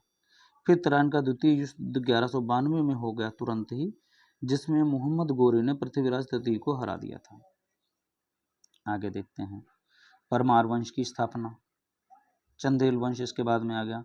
नन्नुक जो है चंदेल वंश की स्थापना की। नन्नुक ने चंदेल वंश की स्थापना की, यह ध्यान रखना है। उनकी राजधानी खजुराहो थी। धनदेव के शासनकाल का खजुराहो के कंदरिया महादेव मंदिर का निर्माण हुआ था। ठीक है, मोहम्मद गौरी ने नहीं, खजुराहो के कंदरिया महादेव मंदिर का निर्माण हुआ नहीं, ये नहीं, बस इतना ध्यान रखना, चंदेल वंश का संस्थापक नन्नुक था। ओके, बस परमार वंश की बात कर लेते हैं। परमार वंश का प्रथम शासक श्रीहर्ष था। परमार वंश का प्रथम शासक सीयक या श्रीहर्ष था। प्रारंभ में परमारों की राजधानी उज्जैन थी, बाद में राजधानी बनी। बाद में इन्होंने राजधानी अपनी परिवर्तित कर दी। ठीक है, पहले इनकी राजधानी, परमारों की पहली राजधानी जो थी वो उज्जैन थी, बाद में इनकी राजधानी धारा बनी। ओके, नेक्स्ट, भोज इस वंश का सर्वाधिक शक्तिशाली राजा था। परमार वंश का सबसे शक्तिशाली राजा था भोज, जिसके बारे में कहावत है, कहाँ राजा भोज, आगे तुम्हें पता है। भोज ने त्रिभुवन नारायण मंदिर का निर्माण कराया। भोज अपनी विद्वता के कारण कविराज कहलाता था। भोज द्वारा लिखित ग्रंथों में चिकित्सा शास्त्र पर आयुर्वेद सर्वस्व तथा स्थापत्य शास्त्र पर समारांगण सूत्रधार उल्लेखनीय कृतियां हैं। कोई महत्वपूर्ण बात नहीं है। गुजरात के सोलंकी वंश की थोड़ी सी बात कर लेते हैं। गुजरात का जो सोलंकी वंश था उसके बारे में थोड़ी बात कर लेते हैं, देखते हैं। गुजरात के सोलंकी या चालुक्य वंश, इस वंश का संस्थापक मूलराज प्रथम था। किसका? गुजरात का सोलंकी राजवंश जो था उसका संस्थापक मूलराज प्रथम था। उसने अनिलवाड़ को अपनी राजधानी बनाया। भीम प्रथम इस वंश का प्रसिद्ध शासक था। इसके शासनकाल में महमूद गजनवी ने 1026 ईस्वी में सोमनाथ के शिव मंदिर पर आक्रमण किया था। भीम प्रथम के शासनकाल में सोमनाथ मंदिर लूटा गया और सोमनाथ मंदिर पर आक्रमण महमूद गजनवी ने 1026 ईस्वी में किया था। ये दोनों पॉइंट नोट करने वाले हैं, ध्यान रखना है। कुछ इम्पोर्टेंट महत्वपूर्ण संवत एवं उनके प्रवर्तक की बात कर लेते हैं। 57 ईसा पूर्व समय था, संवत था विक्रम और उसके प्रवर्तक थे मालवा नरेश। ओके, 57 ईसा पूर्व विक्रम संवत था, मालवा नरेश विक्रमादित्य उसके प्रवर्तक थे। 78 ईस्वी में शक संवत चला, कनिष्क उसके प्रवर्तक थे। 248 ईस्वी में कलचुरी संवत चला और इस संवत के प्रवर्तक थे ईश्वर सेन। 319 ईस्वी में वल्लभी संवत चला और इसके प्रवर्तक थे वल्लभ। 319 से 320 ईस्वी में गुप्त संवत चला, गुप्त संवत के प्रवर्तक थे चंद्रगुप्त प्रथम। 606 ईस्वी में हर्ष संवत चला, इसके प्रवर्तक थे हर्षवर्धन। 1076 ईस्वी में चालुक्य या फिर विक्रम संवत चला, इसके प्रवर्तक थे विक्रमादित्य षष्ठ। 1119 ईस्वी में सेन संवत चला और इसके प्रवर्तक थे लक्ष्मण सेन। इंपॉर्टेंट पॉइंट्स हैं, कनिष्क को आप याद कर लेना और चंद्रगुप्त और हर्षवर्धन और विक्रमादित्य, ठीक है। इतने लोगों को आपको ध्यान रखना है, बस आगे बढ़ते हैं। इस तरह से हमने अपने सारे स्लाइड्स कंप्लीट कर ली हैं और हमने आज का वीडियो जिसमें कि प्राचीन भारतीय इतिहास के बारे में पूरा स्टडी कर लिया है। यही पॉइंट सबसे ज़्यादा इंपॉर्टेंट है, मुझे लग रहा है कुछ 2-3 पेज में हो जाएंगे। आप लोग यही पॉइंट सारे नोट कर लेना और उनको रट डालना, बिल्कुल पेट में कुछ छूटने वाला नहीं है। जहाँ तक मुझे उम्मीद है कि कुछ छूटेगा नहीं। अच्छे से मेहनत करना है आपको, बाकी जो होगा हम लोग देखते रहेंगे और पेपर सेट के बारे में भी हम लोग देखते रहेंगे और पेपर प्रैक्टिस पर भी फोकस करेंगे। जितना हो सकेगा उतना पेपर प्रैक्टिस पर भी ध्यान देंगे, ठीक है। आज का वीडियो यहीं पर समाप्त करते हैं और चलो, thank you everyone. Now please subscribe, like and share so that we can get promoted by you, supported by you। हम लोग ये फ्री क्लासेस आपके लिए सारी लेकर के आ रहे हैं। आप लोगों से उम्मीद करते हैं कि आप लोग हमारे चैनल को लाइक, सब्सक्राइब और शेयर करेंगे। Thank you everyone, have good future.